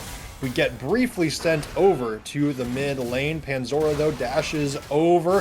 Hold on, the Wukong pops the clone. Panzora commits the flash. That is the flash. That is the ghost. Reggie is low. Moonshot trying to make it happen, but no. It is the summoners gone from Panzora as he chases down the jungle and top. Yeah, but I would say, overall, I would say it's pretty even. We see Ghost from Moonshot there, but, a lot of time investment there by Reggie does result in a lot of pressure being built on Panzora because he used Ghost and Flash, but Zach this entire time he's cleared all 6 of his camps and is making his way over to the Scuttlecrab as well, but Reggie's in the mid lane. Ooh, he's ready to make this gank happen. Meanwhile, the top laners are duking it out. Catasoul gets laid down. The Ignite is ticking, but will certainly survive. Reggie trying to make action happen is burning some summoner spells just as his impact. Yeah, and so far, like Reggie's trying to get some Moonshot actually going very aggressive. Oh, and Sora trying to back. This is not an ultimate on Moonshot. Moonshot goes too far. Panzora gets the first blood. Meanwhile, the bot lane for Dorado, they are surviving a gank, but that is disaster in the top lane. Oh, dude, that's so tilting up there in the top half of the map, especially after how game 2 went.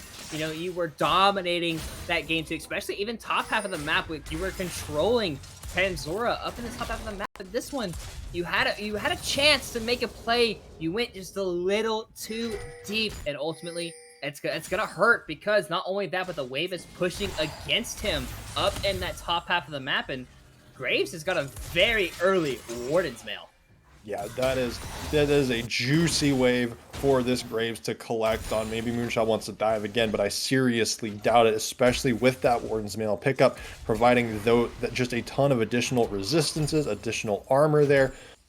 I mean, Panzora now even has the level lead. This Graves is gonna be tough to deal with now that Moonshot is set behind in the range versus melee matchup. Meanwhile, elsewhere on the map, things remain fairly even.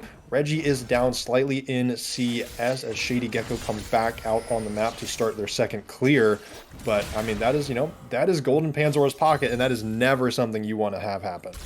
Yeah, and especially, actually, very Savronger goes in. Mori manages to flash away. Muchai tried to follow, but Savronger on this set, flash, ignite. Muchai used the flash. This bottom lane wants to get frisky. Yeah, and that was just aggression out of Savronger, basically, like, out of, like, nowhere. Like, their jungler was not even anywhere near bot half of the map. He's actually pathing straight to the top half. He wants to kind of help Moonshot in this top half of the map. He knows this top lane is getting quite doomed up here, but Catasol is down here in the bot half of the map trying to, he realizes that the bot half is pushing away from him, so it is an opportunity to make the play, and also Diana doesn't necessarily pushing super hard into him, so had a free roam timer there, but so far, Panzora is level 6 to level 4 in this one.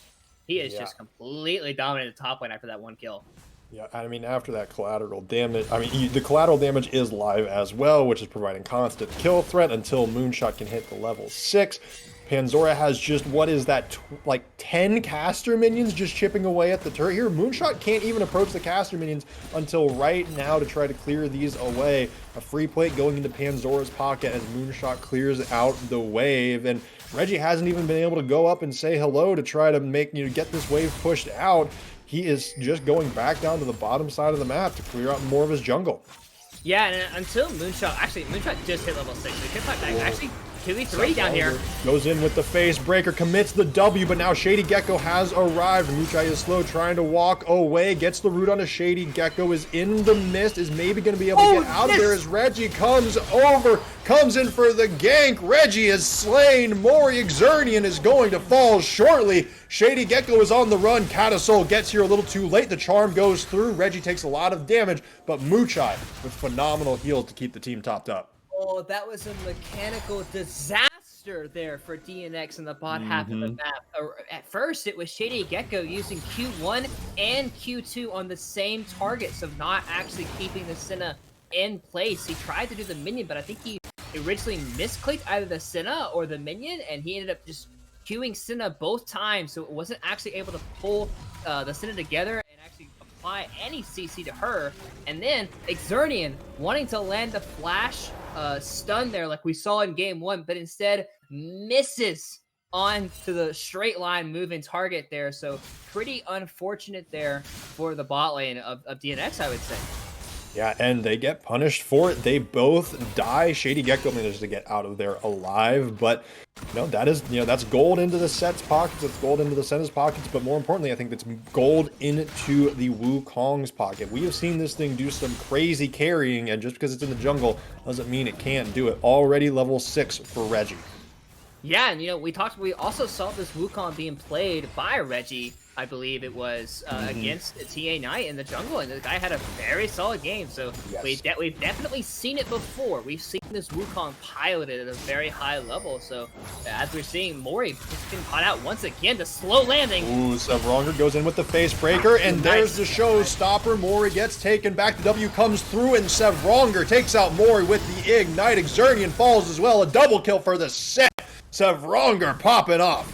Yeah, that was nice job by Savronger. They're actually just basically disabling the stun coming through from Tarek. Actually, a lot of damage coming through from Panzora. Moonshot using his ultimate as a precaution there, so not wanting to take too much damage. Dragon does go down to the bottom half of the map due to the 2 kills being picked up there against Mori and Xernean there, but Panzora continuing to dominate on the top half of the map.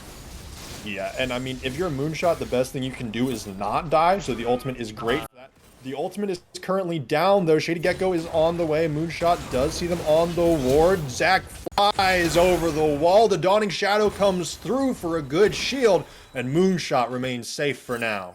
Yeah, and Moonshot's just being incredibly greedy here. Yeah.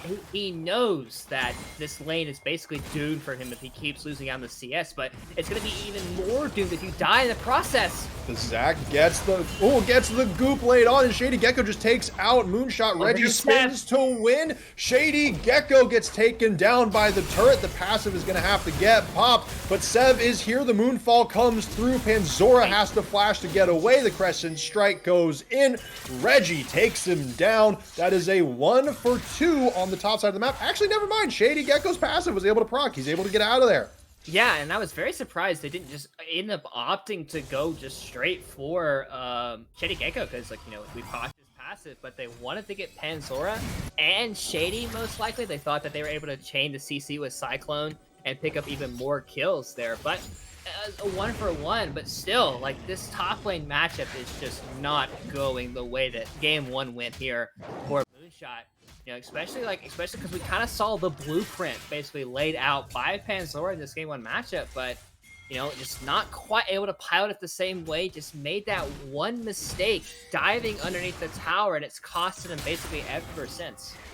Yeah, it's put him behind on CS. Currently 22 CS behind. Does have the completed Berserker Greaves, has a double longsword, so not terrible, but it's not even close to the winning matchup that we saw for Panzora. Now, one thing note, Reggie has 3 kills. For that, Reggie gets a Gore Drinker at the 11-minute mark, the first mythic item of the game. It's going to help Wukong's survivability quite a bit, especially on these ganks. Mori and Xernean now in the bottom side of the map retreat mostly under their turret, and on the top side of the map, Moonshot is forced under here as well as the Rift Herald gets dropped.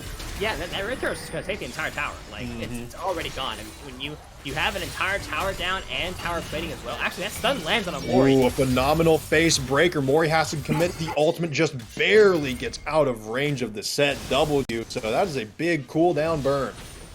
Yeah, and no one's up here on the top half of the map to actually just help out Moonshot, so he's going to be 1v2, and I would assume this Herald's going to crash again. They're actually going to look to go on him. Second charge, and Shady Gecko even lands right on top of Moonshot. Moonshot burns the Undying Rages after Shady Gecko can maybe get the kill, but no, Shady Gecko is the one that takes him down. That's 2 turrets up on the top side of the map, as well as a kill. Dorado, they're just letting it happen. Yeah, and not only that, but that's a tier 2 tower at that. And tier 2 towers, like we all know, have extra gold attached to them. So that's actually going to swing the entire gold lead all the way to, you know, a DNX gold lead. And I'm pretty sure if we were to press the gold grab, it's a 3,000 gold lead here for Panzora in the top lane alone. Goodness gracious. The second lowest gold in the game, Xernean, only has lower. Now, to be fair, the set is farming, but Senna even has 3,500 gold of her own. And I mean, it looked like Dorado were trying to trade on the bottom side of the map, but that's what happens when one team is pushing with Herald and the other team isn't. There is still a tier 1 turret with 2 plates and a tier 2 turret. And meanwhile, we're getting some action in the mid lane. Catasol has to flash out. Panzora is here. Sev and Reggie are quite weak. The Dawning Shadow goes wide. The shutdown comes through from Catasol. Sev is trying to get out of there, but Panzora is on the chase. Xernean has arrived as well. This mid lane tier 1 is under fire. Yeah, and we saw Reggie, a full commitment there with the Cyclone, wanted to dive forward and just be, let's go super, super aggressive, but Sevdiff not actually using the Moonfall there in terms of trying to layer some of the CC there. I don't think it would have mattered too much because Panzora was able to be in the area, but I'm very surprised Moonfall was not used when Reggie was looking to full commit. But at the same time, Panzora is just transferring his lead everywhere across the map. He is down in the bot lane. He honestly, he's like, okay, Dreamer's gonna split push top, that's fine. I have a 4,000 gold lead basically at the back of my pocket. You know, I don't care if he picks up a little bit of gold. Yeah, I mean, Panzora's already done the job that he needs to do, which is basically burst wide open the top lane. There is 1 turret left up there. Catasol is now on the way to Moonshot, has the level advantage. Both players still have ult. And there is the first Drake for DNX. It'll take a little while for soul stacking to come through, but it will be Ocean Soul, which could have a pretty big impact in this game with a lot of tanky members. Oh yeah, you know, Oshiso always has like a lot of impact, and I was neither. I actually, the composition of Dorado, I would say, is pretty explosive, but I don't necessarily think the composition of I'm honestly blanking. DNX. DNX. DNX's composition isn't necessarily super explosive. They have pretty drawn out fights, but they kind of can Right. they can chain people together and kind of like one-shot them if they need to, but they don't necessarily have to be super explosive to win their fights. On the other hand, Dorado does, and Dorado kind of runs out of fuel pretty quickly. Seven's getting caught out Oh though. my god, Panzora and Catastol, they perform a pincer maneuver. Sev was so close to getting out of there, but Catastol with a phenomenal charm to bring the mid laner back to his demise. Yeah, and this is what happens when you lose so basically badly in the top half of the map. Like the rest of your team is playing a 5 versus 4 because you know you're Tryndamere. Like your team cannot like you can't join your team and be a useful champion at this stage of the game. Like you're 15 minutes in, you have Greaves and a Moonquiver when the enemy top laner has an entire Eclipse and Boots as well. And like this guy is just massive. And I'm pretty sure like he hasn't based for a long time. He has close to 2,000 gold just kind of sitting in his pocket. Oh, Zach wants to go in with the slingshot, but decides against it at the last second. That would have been a bold maneuver, but they're still going to get this tier 1 turret with just the greatest of ease, unless Muchai and Sev can try to make something happen. Yeah, no, this thing is dead. But yeah, but there's not really much you can do at this point in the game because you're basically playing a member down throughout the entire fight. Also, you have Set in the bot half of the map just picking up some waves. You know, your Senna is your support this game, so if you can actually move the Senna around, kind of have her like a chess piece, picking up as much soul as you possibly can, and you have Savronger actually kind of playing the side lane champion a little bit here, so we will have to see how that does end up kind of playing out. Sev will actually be able to push out some of this mid wave. They're potentially looking. We actually have a lot of members here. Shady Gecko does get rooted down. The stretching strikes come through. It looks like DNX. Well, look, I thought maybe there was going to be a fight, but nobody committed all that hard. But I mean, DNX, if you notice now, they're all just grouping up and walking around as soon as they push waves out. Like they are not like they're not about to get picked off here. They are playing as a cohesive, very coordinated team. And I mean, you're Dorado, that is a scary thing to see right now, that they are so cohesive. Yeah, and you're definitely like you're in full control here if you are DNX, but at the same time, you know, at some point you will have to kind of stop sharing some of the CS numbers and some of the XP that's going on because Panzora is basically like I said, most of your fights are pretty 5v4, I would say, because Tryndamere is permanently on the top half, just like he's basically a walking minion compared to the Graves. But you're sending Catastol up there, which is nice if you have that extra member. But most of the time, Graves, like we see right here, we were sending 4 members to the bottom half of the map to make things happen. And you're picking up a lot of towers, a lot of objectives, a lot of potentially even a lot of kills. If they decide to end up diving for it instead. They're going to end up using the Herald, but Panzora is just looking to be super aggressive. Ooh, Shady Gecko wants to go in, but Savronger is here. This is a set he's quite strong. Shady Gecko is bouncing away. The Rift Herald is continuing to do damage to the turret, but it is a 4v4 on the bottom side of the map. A Moonfall comes through. It's absolutely massive. Panzora manages to get out of there, and Xernian once again with the savior ability, but it doesn't matter. Savronger's W doesn't hit anybody, but Muchai manages to take down Mori. Panzora is so low. He just needs to get tickled. Xernian and Catastol are running for their lives. Panzora and Shady Gecko are so low. DNX, they are winning this team fight. Moonshot is here. He has gone for the Undying Rage. Can he get a kill? He gets one. He is low. The Q comes through. Catastol is going to fall. The charm goes through. Catastol does take out Moonshot. This turret is literally an auto away from death. Shady Gecko falls as well. Catastol just barely makes it out. 4 for 1 for Dorado Gaming Omega. Yeah, and I gotta say, super disrespectful there from DNX because the rest of the members of Dorado are actually fairly strong, like we talked about. It's basically just the Tryndamere that's out of this game right now, and he even picked up some kills there towards the end. So that extra gold is gonna feel pretty nice for his back pocket, but at the same time, that was just extremely disrespectful because DNX is going way too deep there, and we actually saw some pretty major impact there from Savronger and Muchai, and also like a pretty hefty cyclone there from Reggie, the strong members here of Dorado Gaming. But dragon is already up, and a lot of the members of Dorado just aren't over here at this dragon, so it's gonna end up being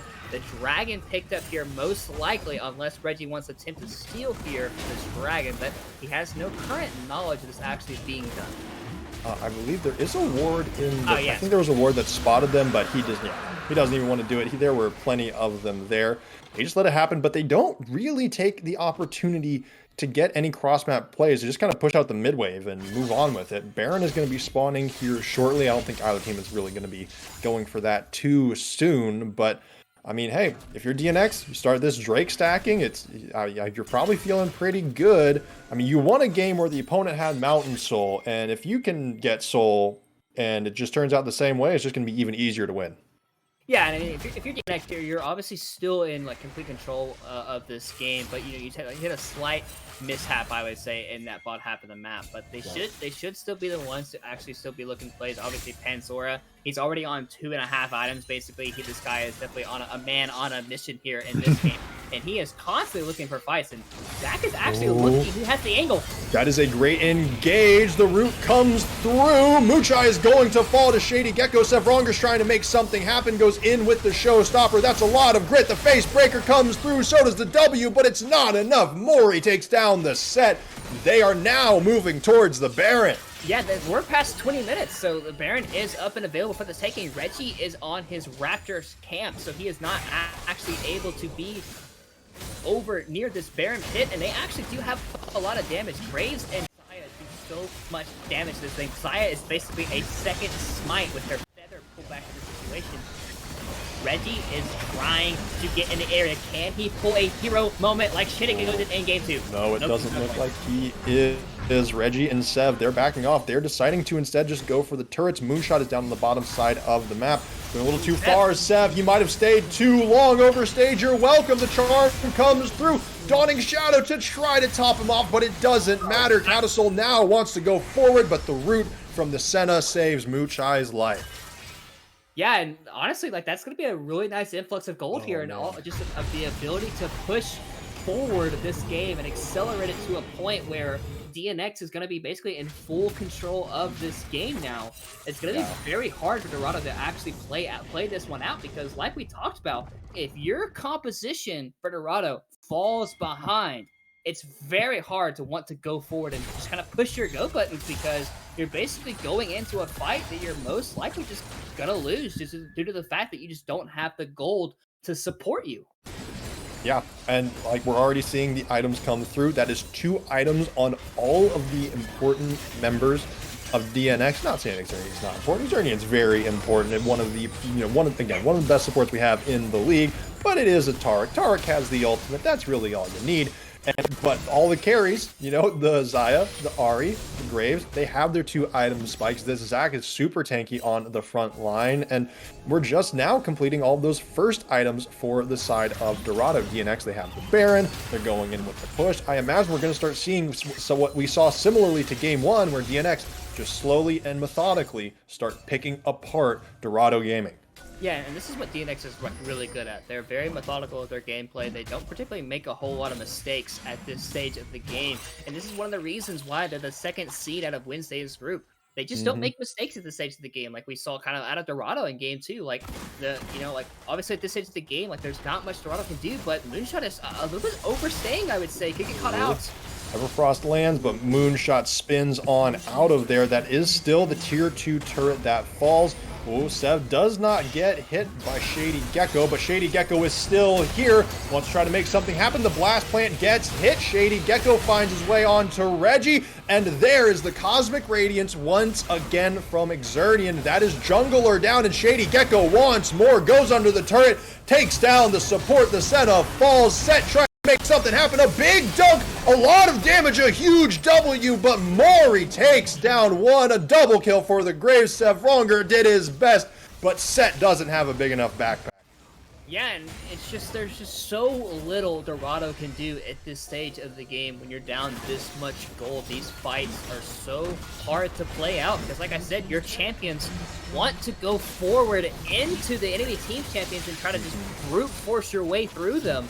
And when you're down this much gold, yeah, the fight looks okay, but it was mostly just due to the fact that Set was able to land such a huge haymaker onto their backline, doing about 600 true damage. And, you know, we're 24 minutes in. I'm going to check Muchai's Cinna stacks here if I'm able to click on the second. It's at 75, so Cinna does actually have some pretty good soul stacking numbers, but it's potentially getting to the point where it might just be too late, as we are seeing a pause come through.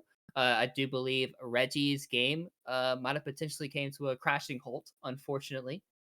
Oh, sad. But you know, this game is looking pretty grim. You know, and you're down, like your backs are against the wall here.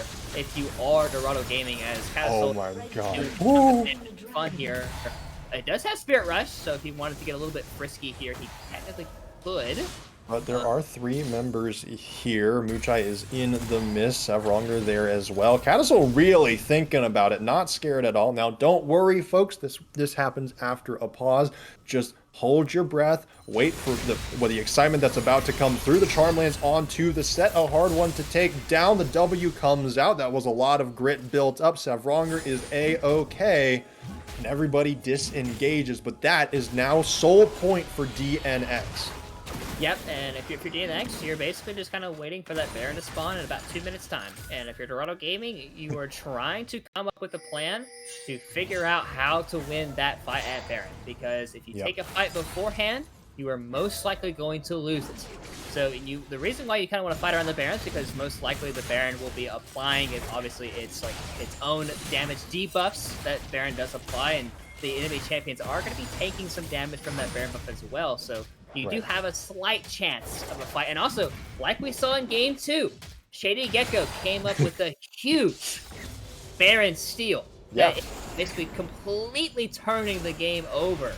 So we'll have to wait and see if that does happen here. Reggie potentially getting caught out, though. Ooh, Muchai does get a root. That might just save the Wukong's life. Flashes over the wall. That was a precious couple of seconds bought. But Shady Gecko wants to keep going in. Doesn't quite have the range. That was way too close for comfort. Yeah, but you know, it's like we're just seeing the amount of control and the amount of pressure that DNX does have to the state of the game, and you know, like I said, Dorado, like they don't really have any disengage in their composition yet. They have sets the showstopper, but if you're using the showstopper to disengage, you're probably not using it to the most effective usage there at this stage of the game. But Zach is potentially looking with Slingshot. I would say to go hold off though.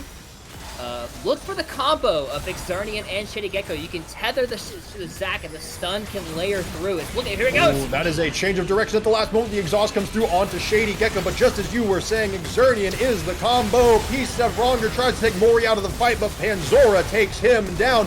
Moonshot tries to go in, tries to spin. We got double spinning. Can they make it happen? Mori falls. Sevdif is low. Panzora falls as well. Seven, Reggie, can they make it happen? They're still alive. Shady Gecko goes in and chases him down. Reggie, can he get to the fountain to try to make something happen? He is slowly going to heal back up. Cadisol, Exernian goes low. This might just be it, unless Reggie can make a miracle play happen, unless Reggie can somehow win the 3v1.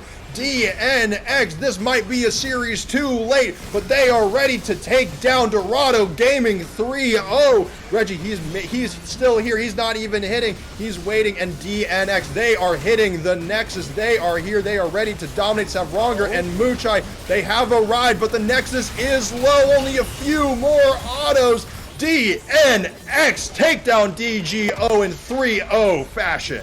Yeah, and if you're watching the stream a little bit as you watch the 3 games, you probably wouldn't expect this kind of be a 3-0, but also game 1,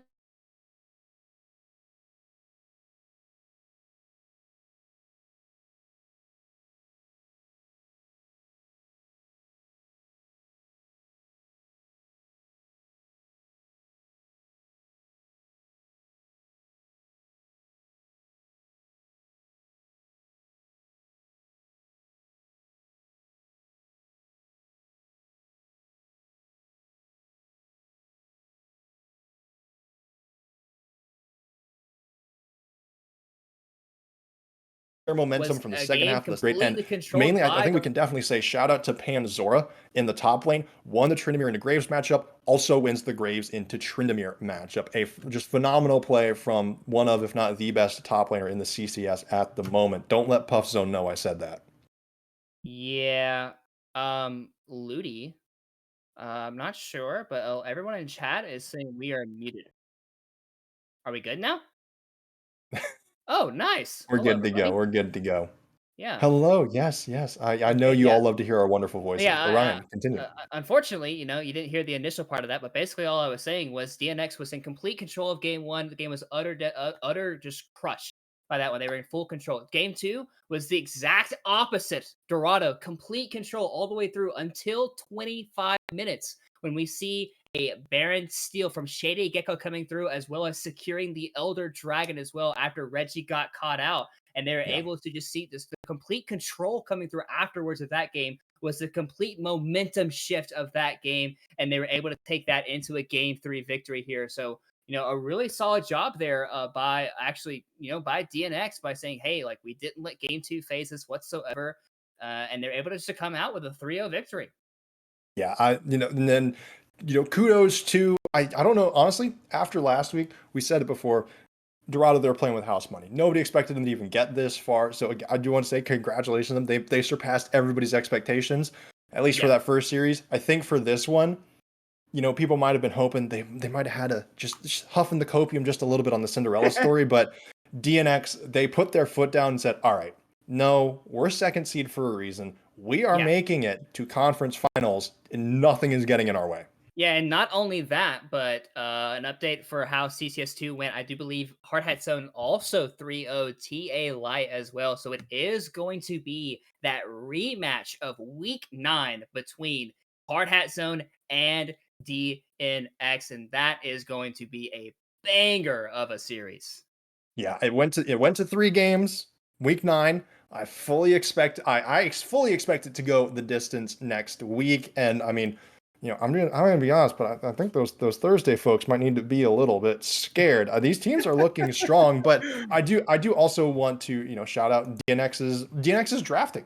They had people, I will say, people were kind of dogging on their game 2 draft, but I think they adapted pretty well. They adapted nicely, and even when it feels like Dorado pulled out 3 very different team comps across the board.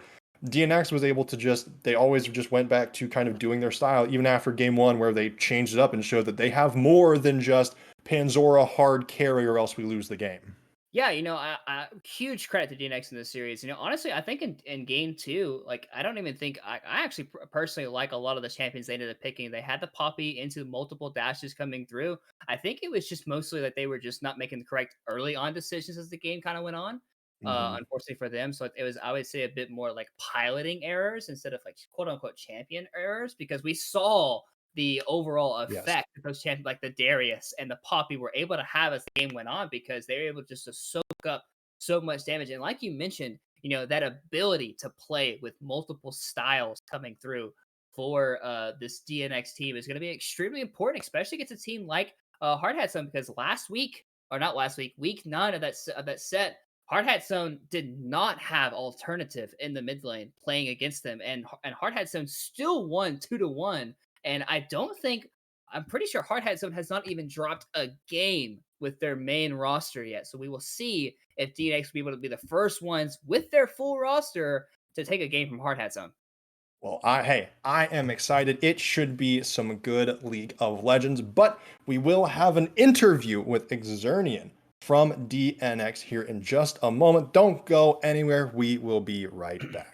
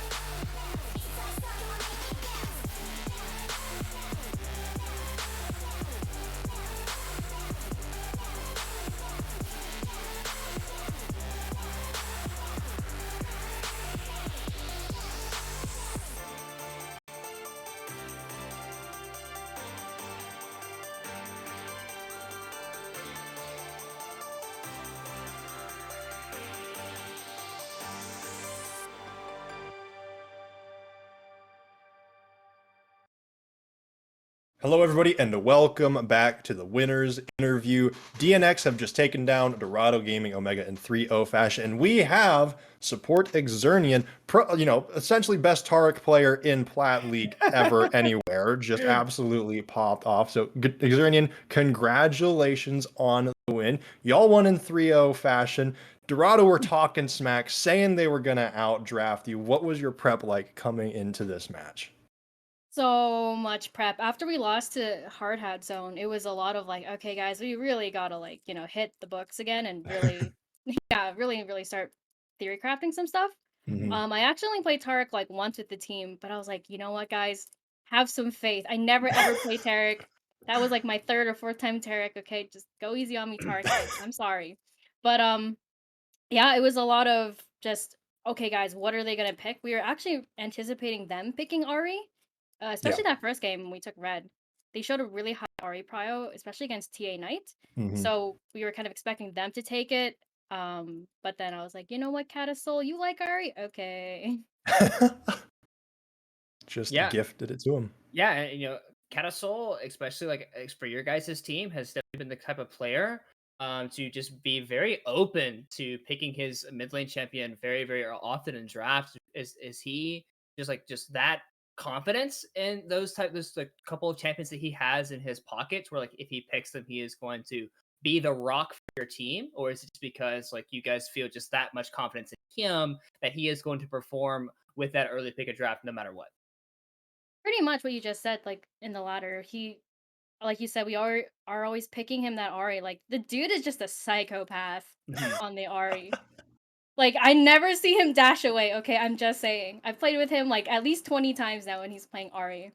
Um, People don't realize, I think the biggest snub of the whole All-Stars that Catasol being he's like a win away from Diamond 2 or something with like a 60 something percent win rate. Like, dude is Mhm. cracked. Mhm. It's just that we don't really give him the highlight player like champions that he needs unless he gets like Vex or something. But other than that, like a lot of attention goes to Panzora, which obviously is very deserved. But I think Catasol, yeah, he's definitely like a rock. I'm like, yo, can I blind you, Ari? Again? And he's like, yeah, it's fine.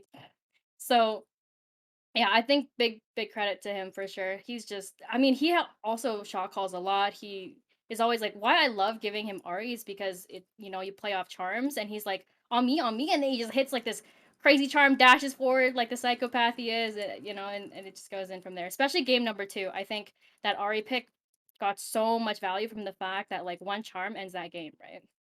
Yeah. Yeah, for sure. And speaking of that game number 2, I mean, it looked like Dorado were going to win that one very convincingly. It looked almost exactly the same as y'all's game 1, where you just decimated them. And it seemed like they were doing the same to you, but at about like the 28-minute mark or whatever, you get a phenomenal steal out of Shady Gecko on the Baron. You get 2 picks, and then all of a sudden you get Elder and you're on a roll. Coming out of that game, or even in the middle of that game, what are the comms like? What's the mental like? Were y'all like down and out? Were you thinking like, okay, maybe we just think about the next game? Or was this all right, we still can win this. Here's the 1% out, and then you just roll with it? Yeah, I think it's that 1% out. I think we had like a bunch of winning lanes. Top was winning, mid was winning. But then we messed up like level 1 bot lane, like on me and Mori, just being human beings. Big props to Saronger. Like, dude played like a beast that game. Was That just Nautilus was everywhere, crazy. literally. Yeah, he was nuts. But honestly, the mental was pretty good that entire game. Gecko was like, no, no, no, guys, we win. This is winnable. This is winnable. Dude, like, kept his head in the game. I gave the team a pep talk before going into the series. I was like, guys, this is our series, okay? And I gave him a really nice pep talk. So honestly, when the team turned it around, it was just like, holy, like, sure, we're a little down in the spirits after losing like 5 team fights in a row. Hmm. Yeah. But Yeah. Pandora's also like, okay, we need to fight these. We're just flipping these. We're going for this. We're going for that, right? So I think big props to those guys. And the Baron led to right at the end of the game. Took a Baron, bought us time. We got Elder. Bought us more time. Got another Baron. Got another Elder. Oh look, we Yep. blew up their Nexus. Yeah, and I believe at 25 minutes it was a 12K gold lead for Dorado. He ended up taking the Baron. Reggie got caught out. Elder Dragon got taken. Like it was just the Goldie just kept swinging and swinging and swinging, and like momentum was huge in that game, and most likely just propelled you guys into that game 3 victory as well. And I'm sure you're aware, but Hard Hat Zone did 3-0 TA Light in their matchup as well. So you do get a bit of a rematch here for the conference finals next week. We've talked a lot about you guys in terms of like the best 2 teams of Wednesday's group. I would say pretty much by far. No one else has really come close to being, I would say, a close second. Maybe TA Knight for a second there, but when they lost to Dorado, it was basically, okay, it's going to be Hard Hat Zone. It's going to be DNX. It's most likely going to be a very banger of a series. What are you guys looking to do a little bit different now that you have already played them once? Definitely taking what we learned from our loss against them. We learned a lot in terms of like our overall team play, kind Mhm. of style, what we want to pick and what we excel at, especially. There's a couple of stuff coming in the next patch. I think we'll change a little bit of what we pick, but I'm not sure exactly what, since all of those aren't even locked in stone yet. Mhm. So I guess going against Hard Hat Zone, it's a lot of, well, we just gotta take what we learned and go back at it again.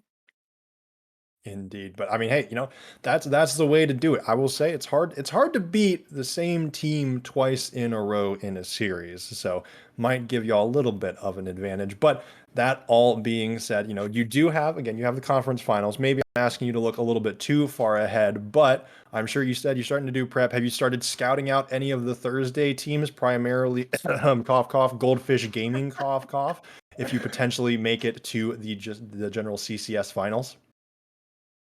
Not a lot, honestly. I think it's still just focus on Hard Hat Zone for sure, and then we'll move from there.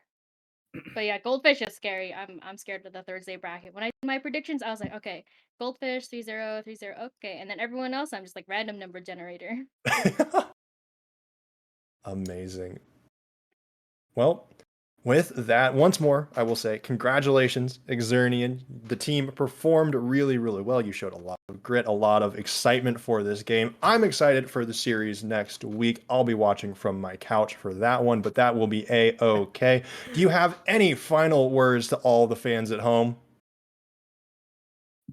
Um, just big thank you, honestly, to everyone that supports us or trash talks us. I think all of that's pretty fun. So yeah, I mean, big thank you to my team. As always, people are just cracked. I'm just the cheerleader. I'm like, okay, guys, I'm gonna play Tarek for you and press R. Good luck. But yeah, Well, there you have it. I mean, hey, sometimes all you need to do is press R. Thank you so much, Exernian, for the interview. Orion, my wonderful color caster partner, do you have any last words for the fans at home? Do you want to apologize for trash talking my lethality set recommendation? No. true. Sid was also Uh, scary on that pick. Just saying. He was. I'm a big set fan.